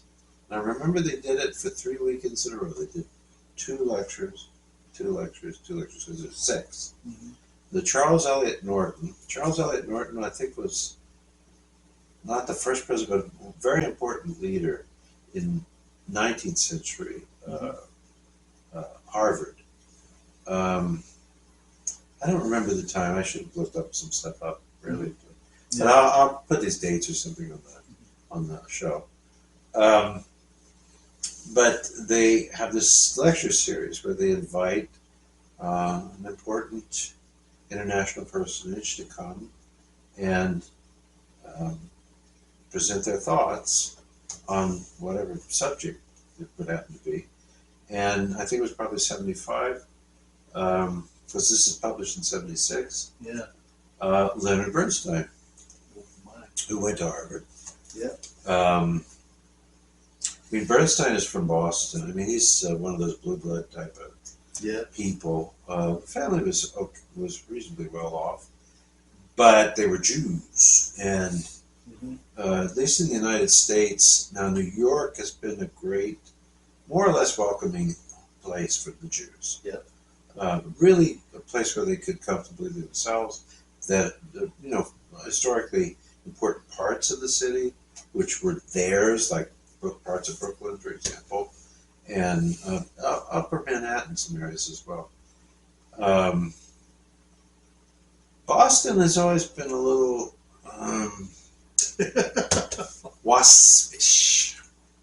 That means white Anglo-Saxon Protestants. There's always been a Catholic part of New England, but then they had their own world, and they were not usually the Catholics in the Boston area, greater that part of New England, were working class people, or not quite all the way out there all the time. Church had a lot of money and this and that, but there's a real culture. I mean, when Kennedy became president of the United States, he was the very first Catholic president to hold the office. Joe Biden's Catholic. Joe Biden's Catholic. He's the second one, right? I believe so. I don't think anybody else has been a Catholic. But back in Kennedy's day, that was part of a detraction against him. He's using Catholic loosely, by the way. Well, yeah, but I mean, he was a Roman Catholic, and people were afraid that because Catholics were deferential to the Pope and any of his decisions or what. We know in the real world that's not entirely true, especially nowadays. Yeah. American Catholicism is at odds sometimes with Rome. But there was the fear that it wouldn't really be, the country would not be run by Kennedy, it would be run by the Pope, so to speak. And there was that fear back then. Yes. But Bernstein was a Jew, coming out of that same kind of milieu, farther up, not in New York, but in Boston. And he managed to go to some good schools. I mean, he had that kind of pedigree training, which was good. And he was, from very early on, incredibly bright, and his parents were supportive of it and so forth. He ended up working with amazing people. He studied conducting with Fritz Reiner.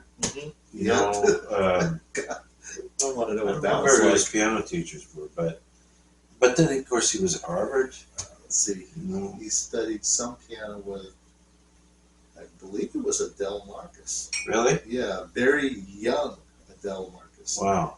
And Well, and then Adele Marcus was the famous student from both Joseph and Rosina. yeah, This boy could play. Yeah. I saw him play Mozart. He got into that thing where conducting the keyboard and stuff like that. Yeah. He played the Gershwin American, the Rhapsody in Blue. yeah, he did. But my favorite recording of his probably would have to be the Copland Piano Sonata. He played it, huh? Oh yeah, I had it Wow. recorded somewhere. It's a CD entitled Leonard Bernstein: The Early Years. And Wow. on that CD, he does the Copland Sonata, and he does the 4 piano blues, and he does the 3 Gershwin preludes. And those are kind of a little bit weird. He doesn't, I mean, I don't know. I think he's being a little bit self-indulgent in that sense, because he puts in the stride thing on the 2nd prelude. And I don't know what he's doing with the rhythm on the right hand on the 3rd prelude, but it's definitely not the way. It loses its Spanish thing. Da-da, da-da, da-da. Well, he was also a composer. I mean, extraordinarily. So, I mean, for those of you people who are not always deep into classical music, but then why would you be listening to the show? This man wrote West Side Story. Yes, he did. Maria, That's this man. I remember other performances I saw of the Kaddish. When he does the 3rd symphony, is it? On the Town. Don't forget And On the On Town. the Town. Oh my God. He really was one of the first. Well, I think there were probably other people in earlier American history who may have crossed that line between classical and popular music. Yes. But Bernstein as the conductor of the New York Philharmonic, Yes. that was like our national orchestra, big time. And the first American born conductor, because everybody else before had been foreigners. Going back to even Gustav Mahler, Walter Damrosch, Toscanini, the British guy that followed Toscanini. He ended up doing the Holiday Orchestra forever. Slatkin? No. British. British guy. British. Barbaroli. John Sir Barbaroli. He was British. Italian, but he's British. Sir John. Family was Italian heritage. And then immediately before him was the Polish conductor who was leading the Philharmonic before Bernstein. He was his assistant conductor. Rodzinski. Arthur Rodzinski, I think. Bruno Walter was a guest conductor in New York, for example. But this guy came out of, had he come from New York, he would have had perhaps more community support, maybe, and so forth. Yeah.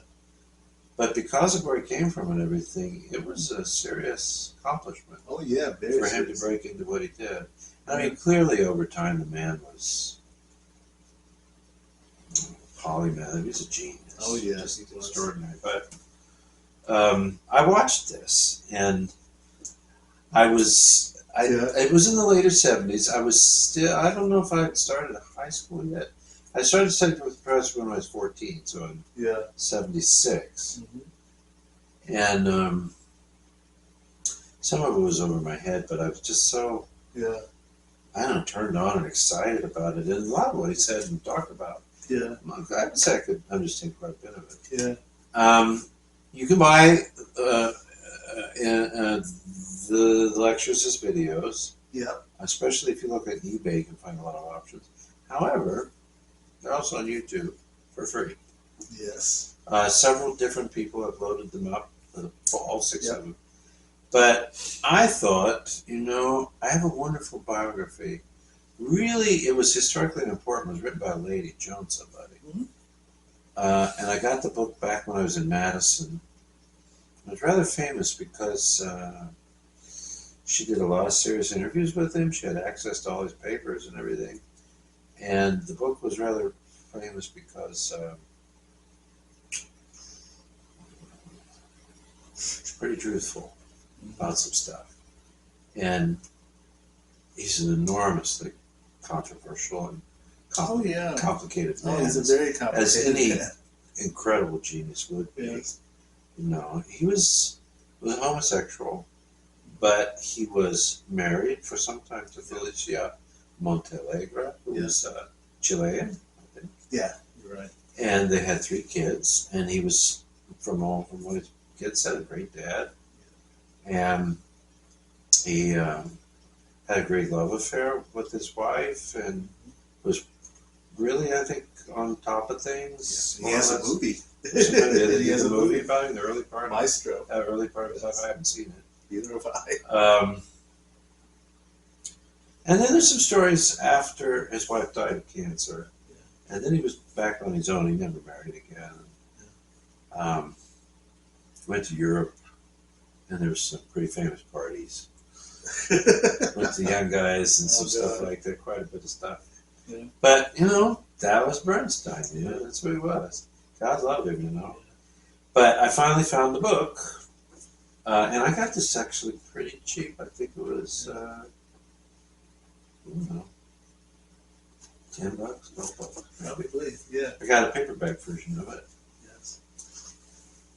It calls it The Unanswered Question. Yeah. I think the cover looks exactly like the record album. Actually. Yeah, same cover. That's him, the master himself. 6 toxic hybrid. My goodness. Yeah. And it's really... Have you ever listened to the Unanswered Question? It's a work. Yes. By Copeland. Copeland, yeah. Yeah. So it's... I wonder if, I don't know for sure, but he may have borrowed that for that record. Yeah. He and Copeland were very close. Oh, yeah. Yeah. And I think Bernstein, let's put it this way, Copeland, throughout his whole career, conducted other music, and especially his music. His music, yeah. Especially when he's older, often went around conducting his own work, like John Williams is doing now. Yeah.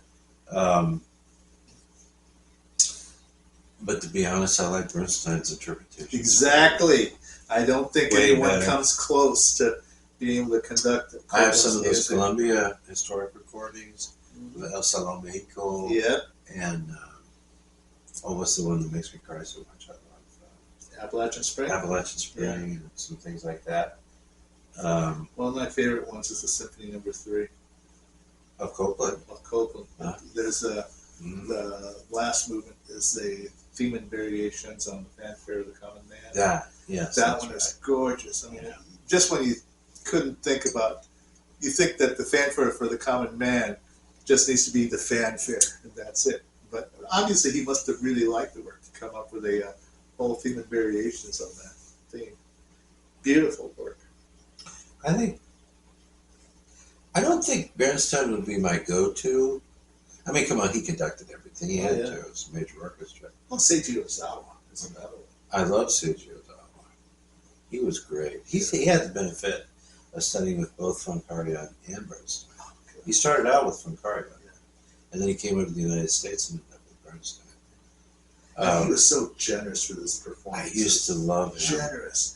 They Conducting would the Boston televise, they Symphony. would broadcast his performances, something like a week later, after he had conducted the concert. He would watch them on PBS. Yeah. Oh, gosh. It was one of them. Back in the 70s, frankly, Yeah. there was a lot of great stuff Yeah. that was really part of my... I mean, it didn't matter that I was in Springfield, Ohio, which in and of itself had an important cultural history. But it wasn't Chicago, it wasn't San Francisco, it wasn't New York.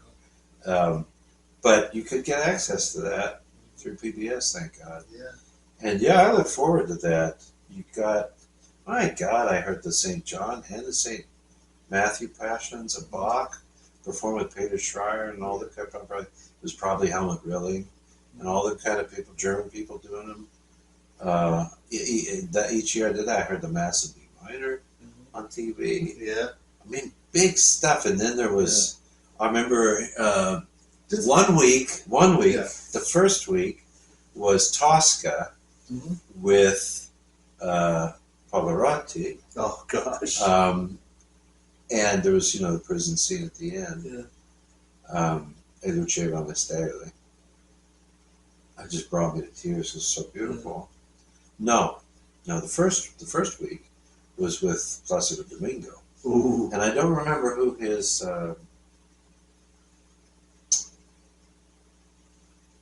Tosca was. One of them, and I think it was the Pavarotti recording. Yeah. Or the Pavarotti show. It was Cornell McNeil, Scarpia, and I don't know it was Shirley Ferret, but it was a black woman who was Tosca. But the thing is that one weekend I watched it with Placido Domingo. Magnificent, just powerful, and oh my God, amazing. Yeah. They were both, I think, they were both in the, who's the famous Italian director back in those days that did the staging? I mean, he did movies too. Oh. Really super famous. You guys know what I'm talking about. Zeffirelli? Zeffirelli, yeah. Yeah, Franco Zeffirelli. I think they were both in Zeffirelli productions. Yeah.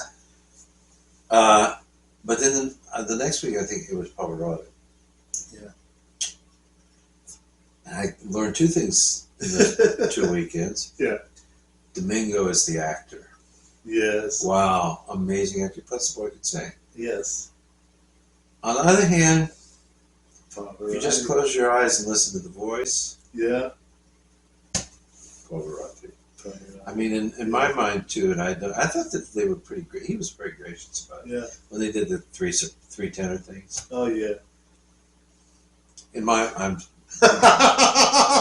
My apology to Carreras, but to be honest, Carreras I think had already gone through his leukemia stuff. Yeah. So he wasn't necessarily the Carreras that he was famously when he was younger.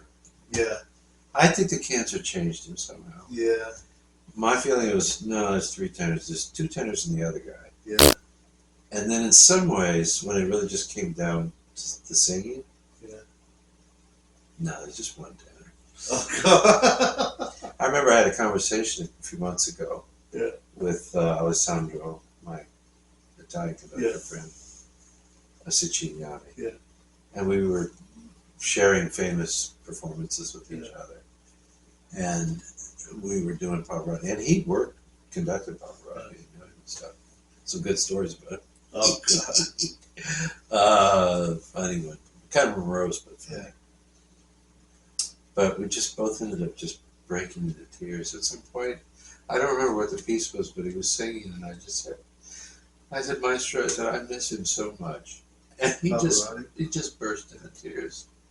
And we both just thought, oh my God, thank God that we were alive to hear this voice for real. Can you imagine, like, we hear Caruso on recordings, but can you imagine, like, it's so wonderful to live in a time when you get to enjoy the work of certain great artists. You know, I feel lucky. Have you ever seen Pavarotti do comedy? Well, comedic opera, you mean? No. No. Comedy. No. Oh gosh, I'll see if I can find it. Okay. Why are we talking about this now? Oh well, because we were talking. Well, you were talking about Bernstein? Bernstein. Somehow it led to. Lord knows. Yeah. So, but Can I tell the story? Well, one more thing. Okay, Yeah. one more thing. Now I know how much you love. Oh, we're talking Pavarotti, about PBS at that time. Yes. Yeah. My tenor. Oh. My tenor is Juicy Berlin. Oh, Jussi Björling, of course. Juicy Berlin. No, I mean, there's some great guys. Oh, my Yeah. God. Jussi Björling, of course. And there was another Italian at the similar time, Beniamino Gigli. Big. How you say it? Gigli. Gigli. Yeah, Okay. Gigli. His Rodolfo in La Boheme. Yes. Unbelievable. Trying to think of the guy who I love. Wasn't it Martinelli was his name? He was a Met house tenor. What's his first name? I'll put it up. What's his name? So I thought his last name was Martinelli. He was a house tenor for the Met back in the early 20th century. He sang along Rosa Ponselle and really great singers like that. Robert Merrill? No, Giovanni Martinelli. Oh yeah. Giovanni Okay. Yeah. There's a All famous right, tomb scene from Aida Mm-hmm. recorded during performance at the Met. Yeah. He was amazing, really amazing tenor. And then come on, you know what I mean by Rosa Ponselle? Yeah, I know who Rosa Oh, Ponselle. Let's put it this way. Yeah. There's a lot of good Casta Divas, the Yeah. famous aria. But there's only Casta Diva by Ponselle. Ponselle. Wow. I mean, the breath control and the beauty of it, the limpidness of the way she sings it, it comes.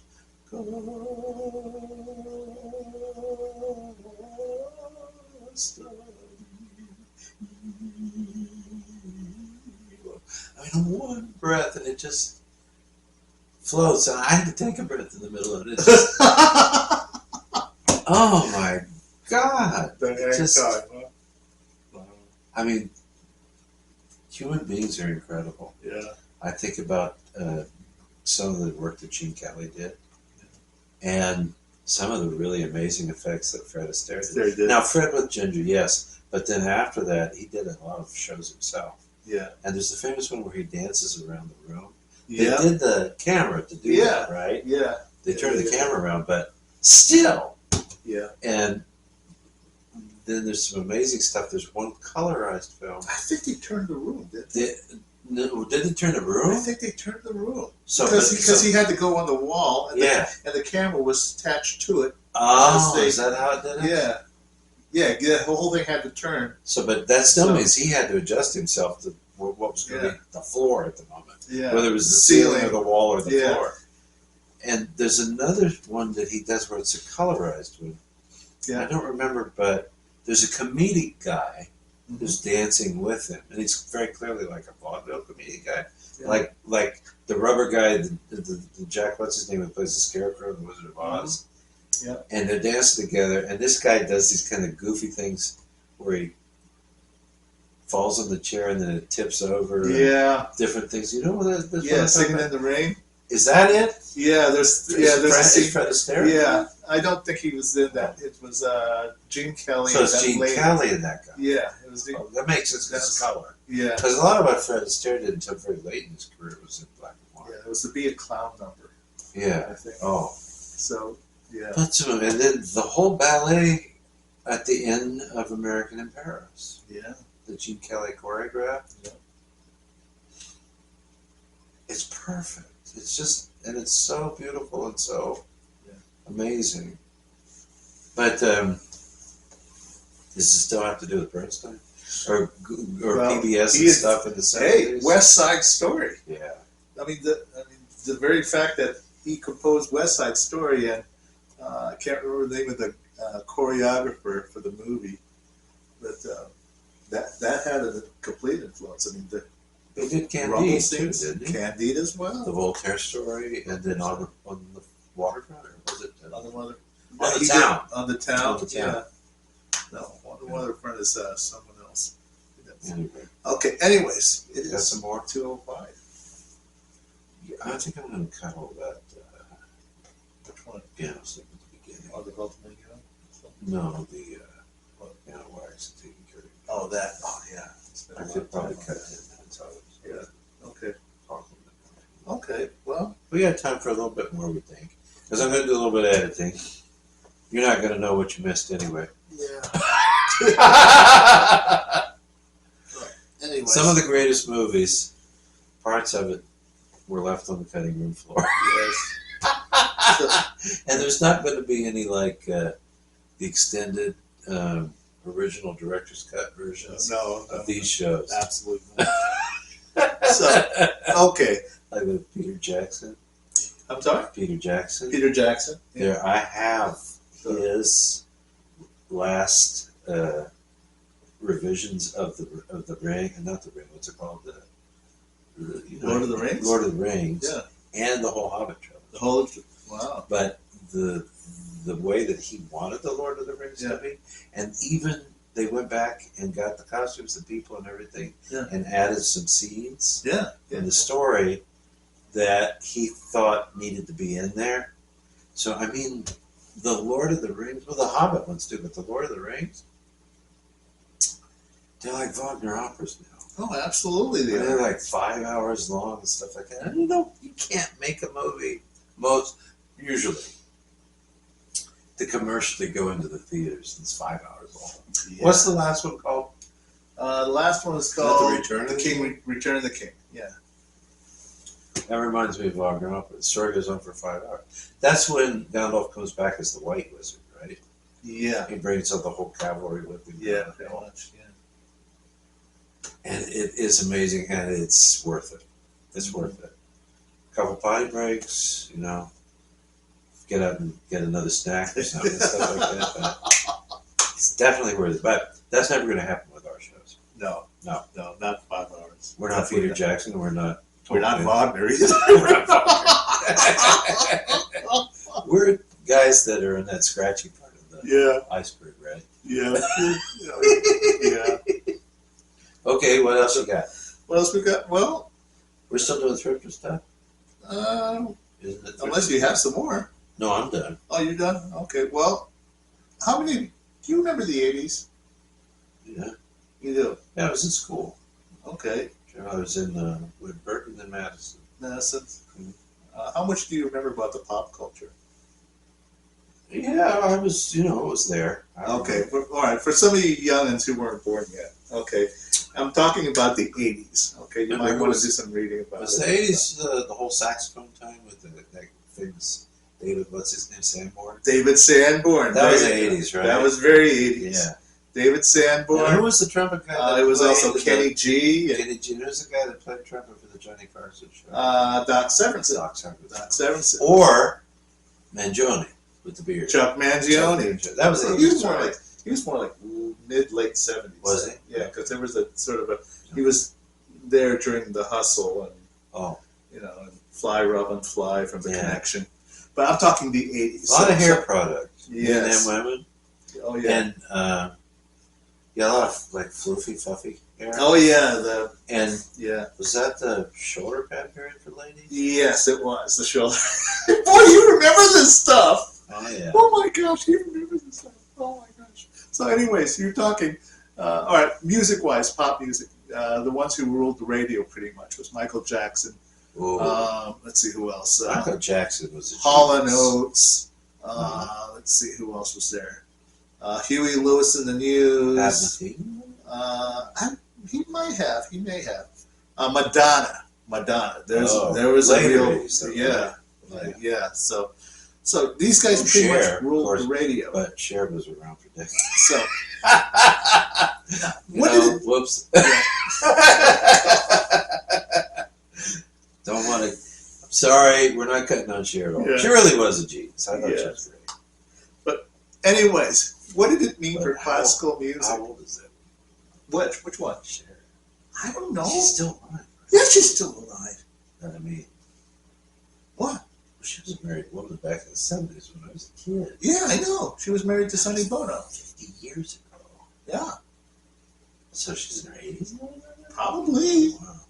You know, I mean, the rich will have to do the, you know. She still looks pretty good. Yeah, not bad. Well, I'll tell you what, Raquel Welch looked really good, you know, even at her age. Yeah, she did. You know, so, but anyways, you see, you made me lose my train of thought. I forgot what I was going to say. Well, that's I know. because back in the 80s, I was still like really into sex. Big time! So, anyways, what does the 80s mean to the classical music? Well, I'm about to share that with you in our next segment.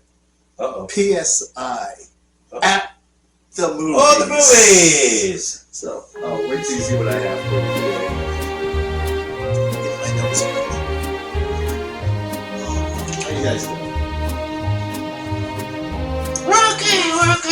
Good, you're still awake. We're doing good, yeah. Let's see.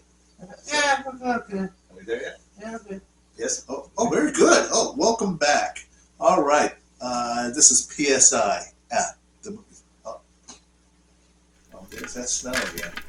Oh, sorry. Was that chill? No, that's popcorn. Popcorn. It better not. He says it better smells like. not be you. He says it smells like popcorn. Oh, talk It about better not be Dog you. is her. Dog is her. Yeah. So, all right. So, if you listen to my prelude to this segment, you heard about what I had to say about the rulers, pretty much of FM radio during that time. So, now, believe it or not, that was a good time for classical composers as well. Believe it or not. Oh yeah. So, does the name Henryk Górecki mean anything? Oh, wonderful symphonist. This Polish dude. Yes, Wow. a Polish composer. Wow. His Symphony of Sorrowful Songs made it Number- on Billboard magazine Is that number at the 3? top 10. Yeah. Wow. That's with Michael Jackson and Madonna, for Wow. Pete's sakes. Yeah. You know, that's almost unheard. We may never have that again. But apparently, it was a great work. The premiere recording was sung by, I think it was Dawn Upshaw, wasn't it? She was a big singer back then. Yeah, Dawn Upshaw. I think it was Dawn Upshaw. I mean, forgive me if I got the information wrong. But I What's believe conductor was David Zinman Probably. back then. David Zinman. Dawn Upshaw made her big debut with Dover Beach, wasn't it, Barbara? Yes. Yeah. That's That was a huge album. Oh yeah, it Big was. time. So, but other than Górecki, who else did we have? We had, let's see, I believe it was Ervo Parrott was making a big Oh, I hit, love believe it or Ervo not. Parrott, Ervo yeah. Parrott and Krzysztof Penderecki. believe it or Yes, not. Penderecki. All right, so basically, those guys. But Penderecki and one more. Górecki were both Polish, right? Yes, they were. Parrott. Where is Ervo he Parrott. from? Ervo Parrott is from Russia. Is he Russian? He is Russian. Yeah. Yeah, his story is interesting. We might want to do a Wonderful stuff for human we might want to voices. do a segment. I have of that quite a class. number of his recordings. Yeah. Magical stuff. He's very interesting because he goes back for his influence into the old Orthodox Church to get certain kind of sounds and Yes. effects and things. But he didn't start out that way. Oh yeah, well Oh, probably yeah. not. We could. We could do a segment on Ervo Parrott. I tell you, he has had a heck of a journey. That would be cool. Then let's do it sometime. I'd like to learn about that. Yeah. So, but anyways, so I've just mentioned three Can I composers. mention one other one you're probably not going to mention? Right. There was a lady composer. And I remember Robin and I were so astonished by the performance. We were listening on Wisconsin Public Radio in our car. Is it a composer? Yeah. What's the American with the Italian name violinist lady? Nadia Salerno Sonnenberg. Yes. I think it was her playing. Okay. But it was, I think, a concerto. I don't remember the name of the piece. But it was some kind of a concerto. It could have. Now, I know that Guido Kramer played it. He might have been the one playing. I'm not sure. Okay. No, it wasn't Salerno Sonnenberg. That was a Mendelssohn performance. Okay. No, but it was probably Guido Kramer then because he's famous for having recorded it. Yes. We sat in the car to listen to the whole piece Uh-huh. of Sofia Gubaidulina. You know her? Oh yes, Gubaidulina. I do know that name. What an amazing composer! Yeah. She was incredible.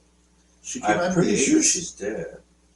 Well, because I remember the piece. We were in Madison between 84 and 90. No, 86 to 92. Wow. We lived in Madison, and we were sitting in our car in the wintertime with the motor running because it was freezing cold outside to listen to the end of the piece. Okay. It was so unbelievable. I mean, that woman finds sonorities and sounds and things. Her name is spelled. I'll put it up for you. So Sophia Gubaidulina, Soviet composer. But wow. Whoa. But who are you going to mention? Okay, I was also going to mention one more. Do you remember the Diamond commercial? Carl Jenkins with a K. Carl Jenkins string work called Palladio. It's from a. You don't know that one? You might recognize it if you heard the music. If you look it up on YouTube or iTunes or something, it's called Palladio. Okay, it's all strings. What's it got to do with diamonds? Well, it was used in the Diamond commercial.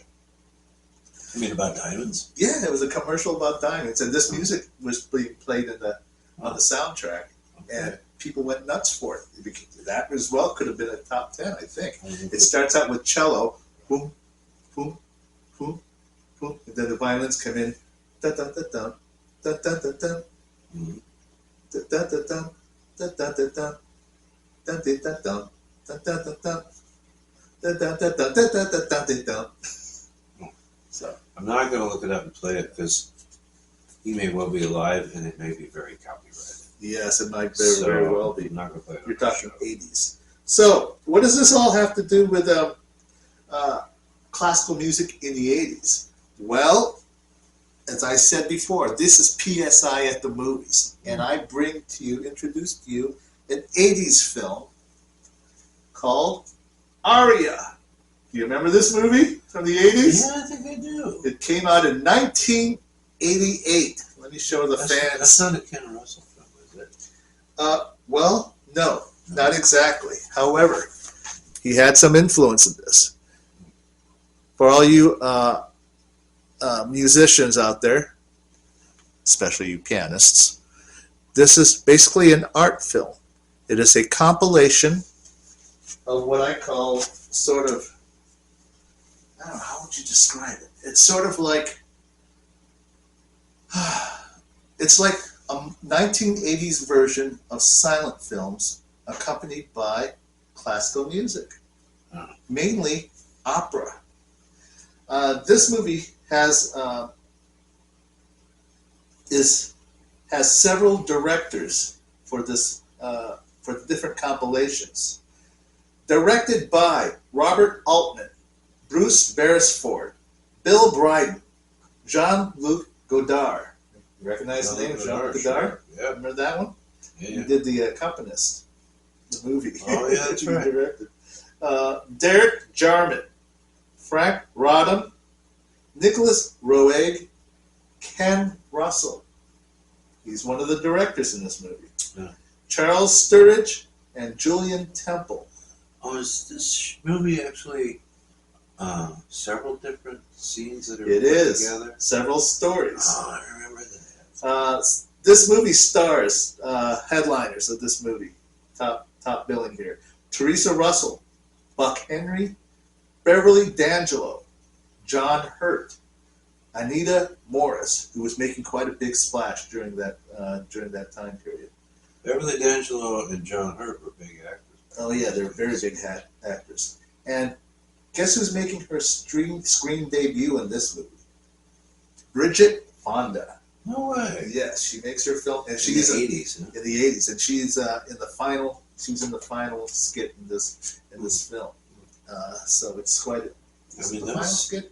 I'm not sure. I can't That's some remember. big names. Some very big names. So, where shall we start in the music department? This is Aria, Where's Paris? 1988. The first scene, Jesus.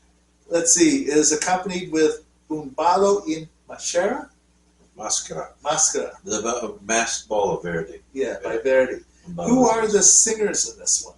This is the first skit or a short story. Leontine Price, soprano. Have you heard of Carlo Bergonzi? Oh, of course, Carlo Bacconzi.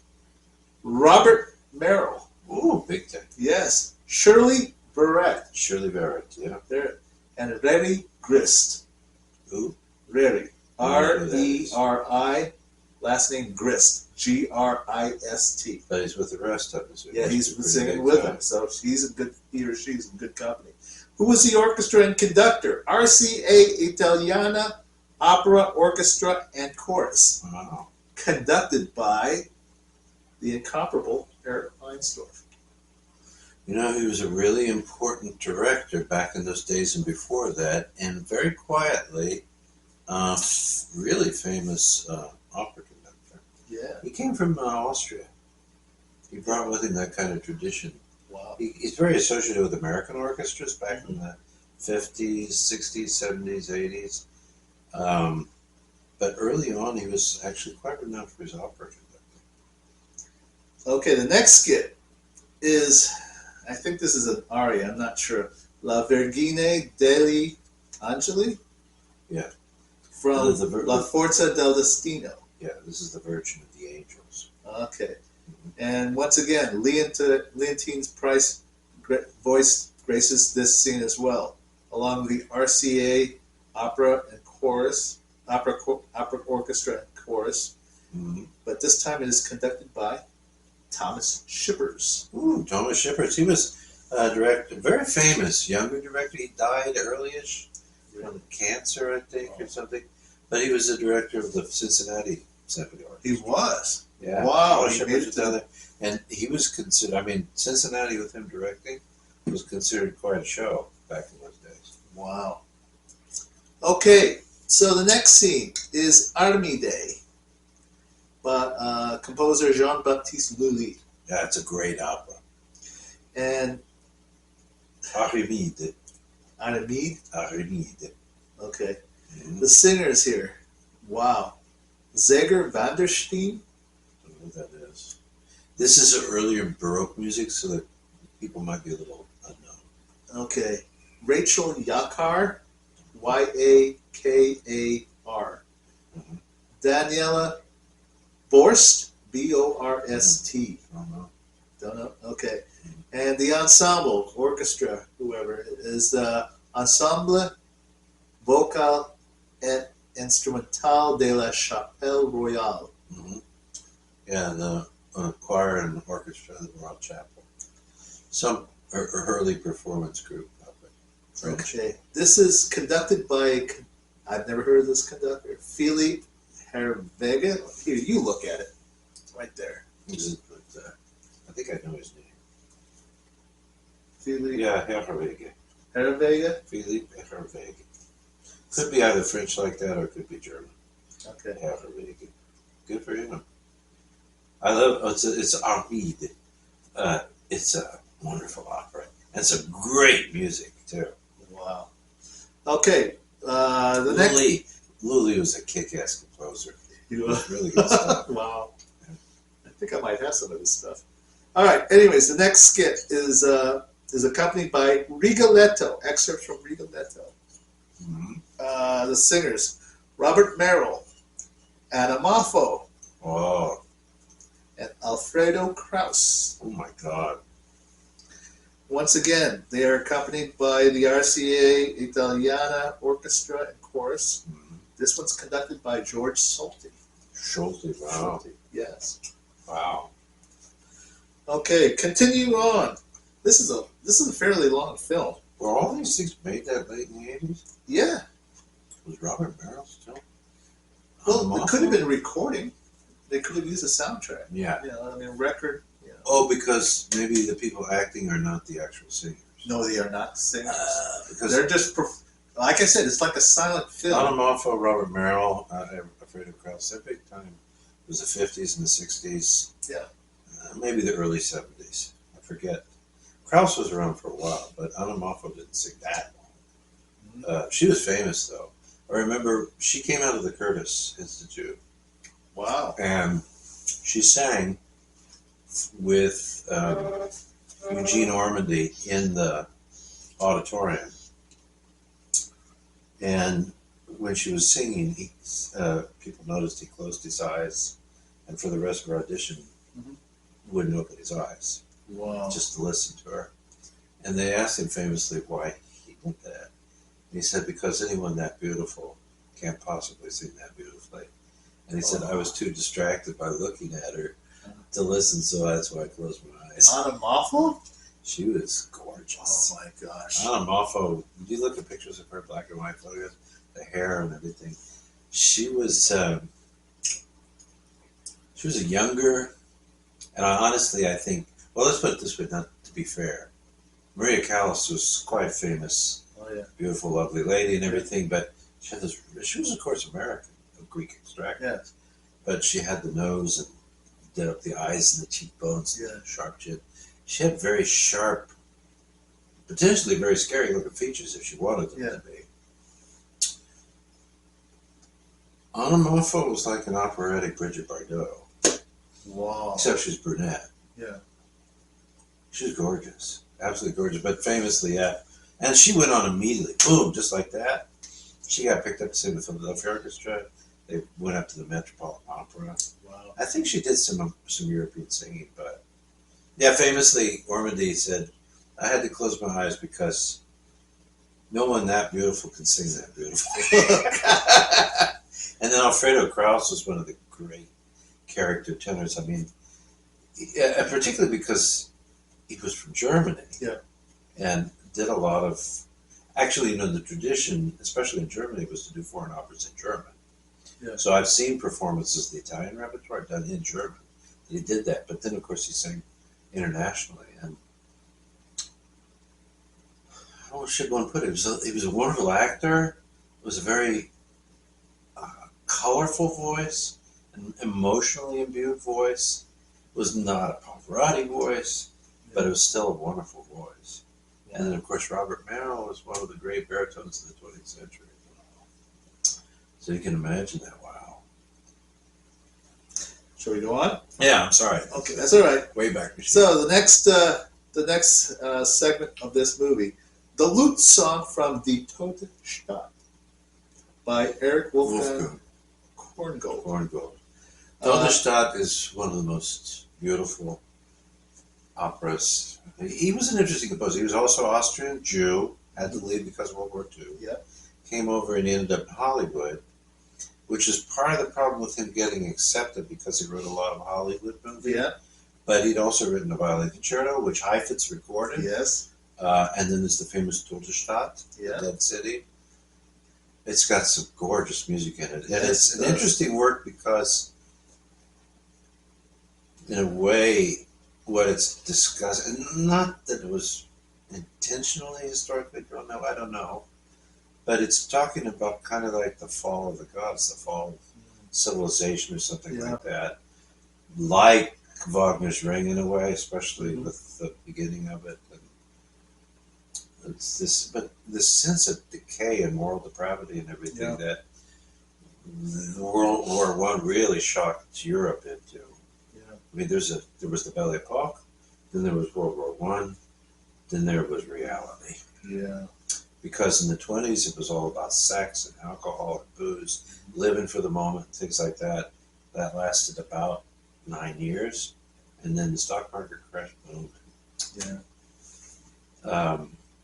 And Korngold, well, he was a genius, too. Oh, he was absolutely. a child prodigy. He was a child prodigy. And there's recordings, I think, of somewhere of him playing some stuff. The piano. Yes, he's a charming pianist. And he was really a real polymath kind of person. Yes, really brilliant. But the unfortunate thing is that he was in the United States. Yeah. I mean, actually, Kurt Weill was much more successful. Yes. Kurt Weill also had to leave. He was very famous in Berlin and all that. He moved to the United States and he got to know Broadway. Yeah. He rewrote some of his earlier stuff and put it into English and this and that. And then he wrote all these wonderful shows. And he actually was really successful. He was able to adapt. Korngold was of a more traditional classical bent with his upbringing and living in Vienna and all this. I mean, Weill was part of that whole cabaret scene which was kind of especially in Germany, this cultural breakdown of the stiff, pull up your ass Prussian German kind of style, which died with the First World War for a while. And then you had the Weimar government period, which led to really extraordinary creativity. A lot of Jewish composers that were arrested and killed by the Nazis, but there was this whole new cabaret style that the movie The Blue Angel with Marlene Dietrich, and Marlene Dietrich herself was from that tradition. Who's the woman, the modern one that studied with her?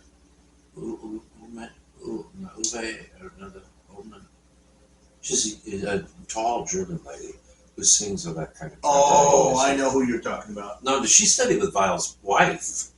Well, Kurt Weil's wife, she studied. Yeah, do this stuff. It's like it's not Uwe. It's not Uma Thurman. That's the actress. No, it's Uwe. I could Ooh, see something, right? Yeah, she's a tall girl. Yeah, I could see her face. I have her CD. She does the style and everything. She's magnificent. Yeah. I'm sorry I can't remember, but I'll put her up on the screen. Yes. I'm getting going about stuff, but and we got started with Eric Korngold really, but Korngold really gets me excited. There's not a ton of stuff that we know that I know of, but what I've heard, I'd love to understand. The music is wonderful, and the combination of the story and the music is a profound emotional experience. It's not light, frivolous, whoop-de-doo, champagne, and let's have a dance kind of thing. Well, I'll give you a shocker of the truth. Arthur Schnabel recorded his hornpipe from Much Ado About Nothing, Sweetie. Really? Yeah, he does. He did. On the piano? On the piano. With orchestra? No. Just solo. It's a solo piano. He wrote, all right, for the violin, he arranged 4 movements from his incidental music to Much Ado About Nothing for the violin and piano, as well as, for violin and orchestra as well. But for solo piano, he did only 3 movements. The last movement is the hornpipe, and Arthur Schnabel recorded that one. The other ones are, I can't remember the name of the other 2 movements, but he's somebody I want to bring in as a possible featured composer. We've been in there for a while. I was thinking about that when I took a shower this morning. To what? What was I taking a shower? I was thinking about this. Featured composer? Featured composer, and I do want to do You're Here. Okay, at some point too. All right. That's a whole new segment too. Yeah. But I'd like us to get back to doing that occasionally. Just one person. Yeah, absolutely. A little time. That was a lot of fun to do. Too. I think it'd be very instructional. Absolutely. I was ready for it too. Okay, so moving on with Korngold, the lute song from Die Tote Stadt. The singers are Carol Neblett and Renee Colo. We big time at Bayreuth. Yes. Did a lot of singing back in those days. So this must have been a record or recording. The orchestra's Munich. Colo was probably not the 80s, but maybe let's say the 70s or the 60s. Okay. Well, it was a conductor. Okay. The orchestra, Munich Radio Orchestra. Yep. Conducted by Eric Leinsdorf. Leinsdorf again. Yes. Okay, so we're nearing the end here. The next segment is music from Les Boreades by Jean-Philippe Rameau. I don't know that one. But Rameau is contemporary Loli, more or less.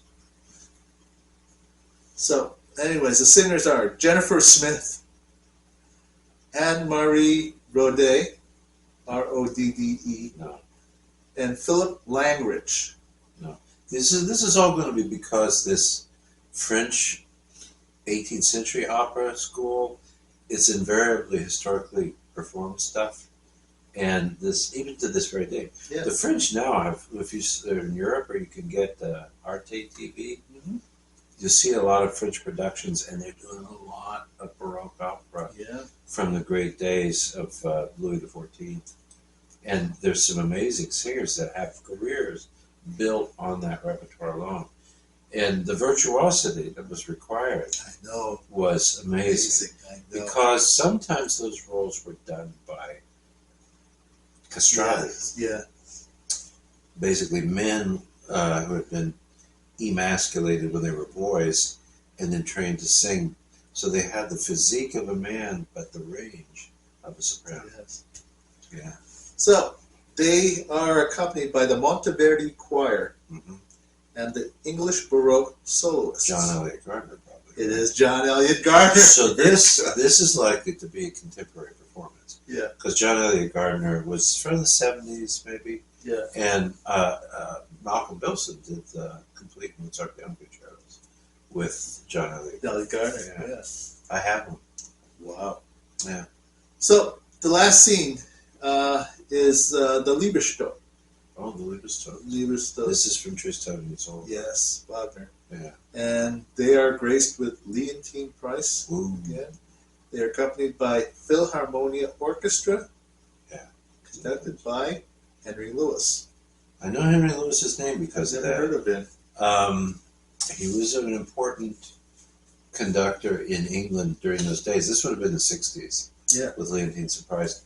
And that's the orchestra I couldn't remember about when I was talking about that big box collection of Funkaria that I have, the symphonic stuff and all that. Yeah.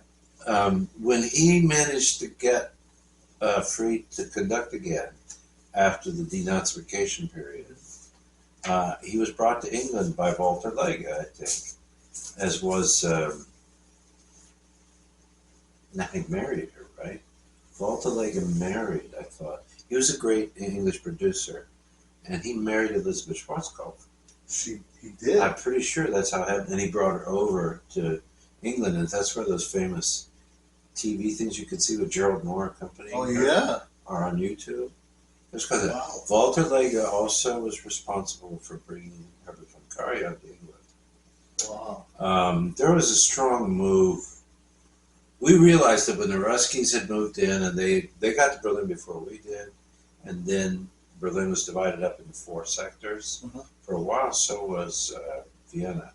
But Berlin was more divided. Yeah. You were in Russia, you were in France, you were in England, you were in the United States. Wow. 1, 2, 3, 4, yeah. Vienna was, they were all, it was still a united city, and they were, all had their representation. But Berlin was segmented into separately run areas. Wow. And then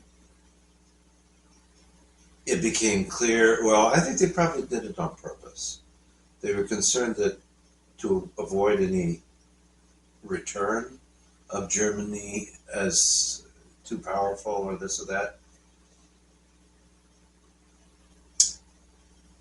I don't really know how they came to that decision, like the Potsdam Conference, if they had really made their mind up. But, Winston Churchill finally officially said the whole thing about the Iron Curtain.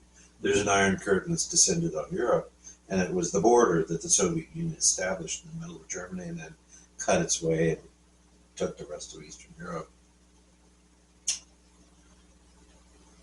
It was in the West's interest to lift up Western Germany and embrace it and try to bring these people into a community of Europeans and free Western nations. Yeah. When I was there in '83 as a student for a while, West Germans had it really good. My God, there was so money dumped into that country.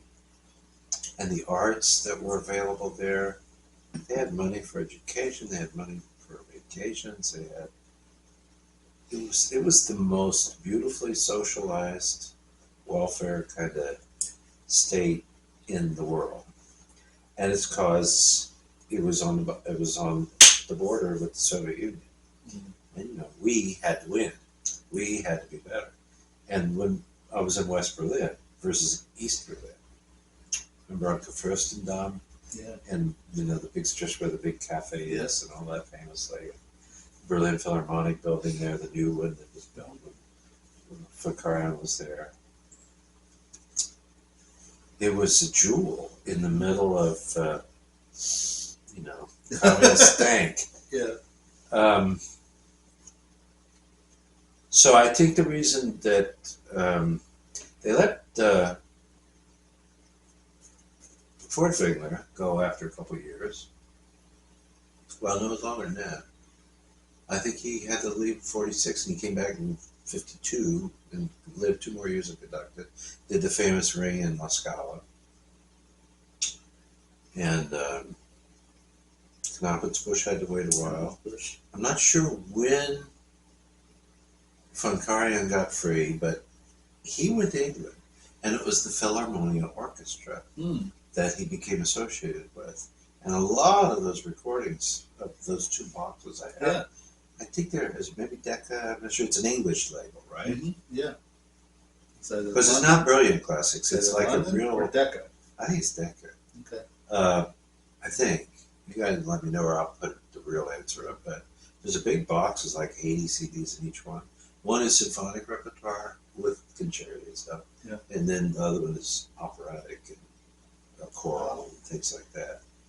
And a lot of that is with the Philharmonia, because he was over there for a while. Of course, he became the director of the Berlin Philharmonic again.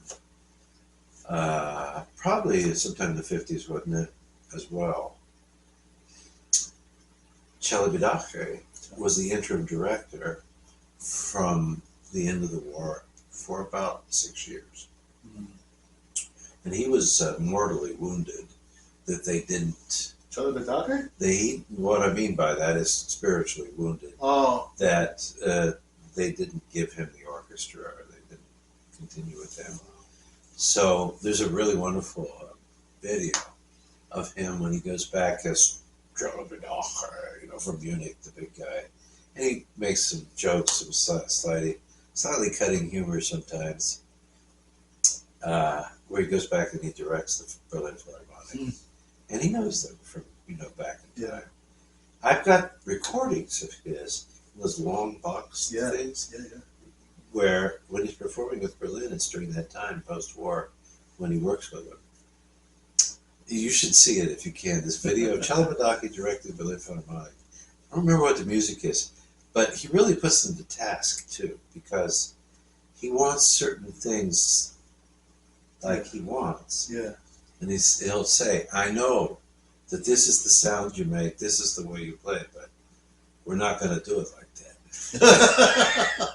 And there's some real antagonism with some of the people. Yeah. And there's an ego in those really great orchestras like that. We are the great Berlin Philharmonic. Yeah. And then he can also say, yeah, but I'm the big goddamn Celibidache. And I'm the one with the stick, so you're going to follow me. Sorry about that. Remember, I'll bleep that out. But this is really cool. I remember this. I think we went to see it. I think it was called the Majestic Theater in Madison, Wisconsin. It's on YouTube now. Is it? It is. You can see this on YouTube, so you can watch it. This is really cool. Can I read something? Sure. Look at this. What it says, imagine this. Yeah. This is really cool what it says here. Imagine that 10 of the world's most well-known, highly regarded filmmakers were given a free hand to make real any vision. Aria is that history-making film. Sexy, violent, thought-provoking, and funny. Here's the movie critics raved about and audiences flocked to see. Here is the movie that no one will be able to stop talking about. And for good reason. Really. Well, when you look at the list of the directors, it's like half of them you really I know just like that. Yeah. And then some of the actors I know here as well. Yeah. But these performances are going to be stupendous. Yes, they are. So in the little films, yes, they're not necessarily singing. The music just accompanies their story. Yes, it accompanies their story. They're not mimicking or lip syncing. They're not. Right? Well, at some points there are. There's some scenes where they do some lip syncing to the opera. Okay, some, not a lot. Okay, other times there's some, just brief yelling where they go, oh, like that, and that's it. Okay. Otherwise, they're all short stories, basically. It has everything. There's some secret agents, there's spies, there's assassinations, there's lovers, there's murders, there's envy. Everything that you would come to know about opera it's in here, but according to, their terms, the That's skits. Cool. Particularly the one short story with Bridget Fonda. It's taken to a modern day period. Okay, the other ones are sort of What's historical. the opera that she featured in? She is Lieberstadt. Oh, she's in the Lieberstadt. She's the Lieberstadt number, and she and her boyfriend have ran away from home. They're in a car, and they find themselves Cool. driving through the streets of Las Vegas. Cool. Okay, so and it's very 80s looking. It really is. Leontine Price was an amazing singer. So, but It's hard to believe. I would find it hard to believe that people who are into opera don't know who she was, or Yeah. because I mean, she's like in the gay music world, she's like the goddess. I mean, she basically and- sings like one. really amazing singer. Her voice is featured in the movie Amadeus, which was also in the 80s. Samuel Barber wrote. What was the opera? Yes. She wrote it for her. Antony and Cleopatra? Was it Anthony I think Cleopatra? it was. That one or Vanessa? Well, yes, I'm not sure. I'll look it up. Yeah, But, it's one of the. You know, it's amazing how different it was because back in President Roosevelt's day, Franklin, and Mrs. Roosevelt arranged for it. Famously, Marian Anderson Marian Anderson. was supposed to sing in Washington, but the ladies of the Grand Old Republic or whatever they were, I forget, they wouldn't let her sing in the building where she was supposed to sing because she was a black woman, and Washington was technically in the South. So famously then, Mrs. Roosevelt arranged for her to sing at the Lincoln Memorial. And that's something I see historically, probably on YouTube. Yep. Her recordings from that period. But then a generation later, thank God, you got Leontine Price just nailing America, like everything. Yeah. She was one of the leading singers for decades. Maybe not 20 years, but a good period of time. Yes. What a powerful voice Yeah. she has. And then the Liebestone, frankly, just as I think, one of my favorite performances of it is also filmed. And I think it was the last thing that Herbert von Karajan ever filmed. So he's quite old when he did it. Wow. But he had said, this was one of his dreams before he died, was to record the Liebestone with, Leontine Price? no, come on, big girl. Schwarzkopf? No, big Not black, big. Oh, the big black. big one. Jesse Norman. Jesse Norman. Yeah, okay. There's a famous color recording of the Liebestone. I forget what the orchestra is he directed with, but could be Vienna, because he's quite old at that point. And he didn't work with Berlin at the latter part of his career. They kind of fell out of sorts after he tried to push Sabine Meyer in as the clarinetist. They wouldn't let a woman in at that time. That Liebestone's incredible because of Jesse Norman. The tempos that he wanted to do, he said, I can finally do what I'm going to do with her because she had air for days. The lines just soar with this real von Karajan intensity and direction like he did. Well, folks. I jabbered a lot. Yes. And you're not going to realize we've gone on for about 3 hours probably. Yeah, believe it or not. But it's So- going to get cut down. It will be. There's some things I can cut out. Some of the jabber wasn't totally necessary. And it's always me. Well, He's not a jabberer. not much. He tries to get in some information once in a while when I take a breath. Yes. So, folks, if you enjoyed our program today, please comment, like, and subscribe. Yeah, give him the thumbs up, guys. Give him the Yes, thumbs up. absolutely. Mr. Wagner? We're always Yeah. glad to have you join us. Come back again for number 39. And remember, 2 weeks from now is Halloween. Ooh. And if you're okay with it, I have something planned. You want to do stuff like that? We'll see. Well, Okay. I can bring something. Okay, well, we'll see. All right, we might have some plans Which for that. is a hex. The what? It's a hex. Yeah, I know about Hex and Test. We'll have some put it this way. We'll have some surprises for you viewers for Halloween. Okay, it's gonna be Are we gonna wear great. costumes? So don't Boys, Do not miss us 2 weeks from today. Costumes! We have a Halloween special here. Costumes! is that okay? Oh, that's fine. That's You fine. gonna wear a costume? Am I gonna wear? I might. I never. Really? You never know. Folks, I got before this gets carried away, Yeah, we're going this crazy today. is. I'm Mark. I'm Elmer, and we are Mark Mark and and Elmer's Elmer's PSI. Piano Scene Investigations. Yeah, thank goodness. Say bye, guys. Bye, see ya! See you. Which one is this? 38. This is 38.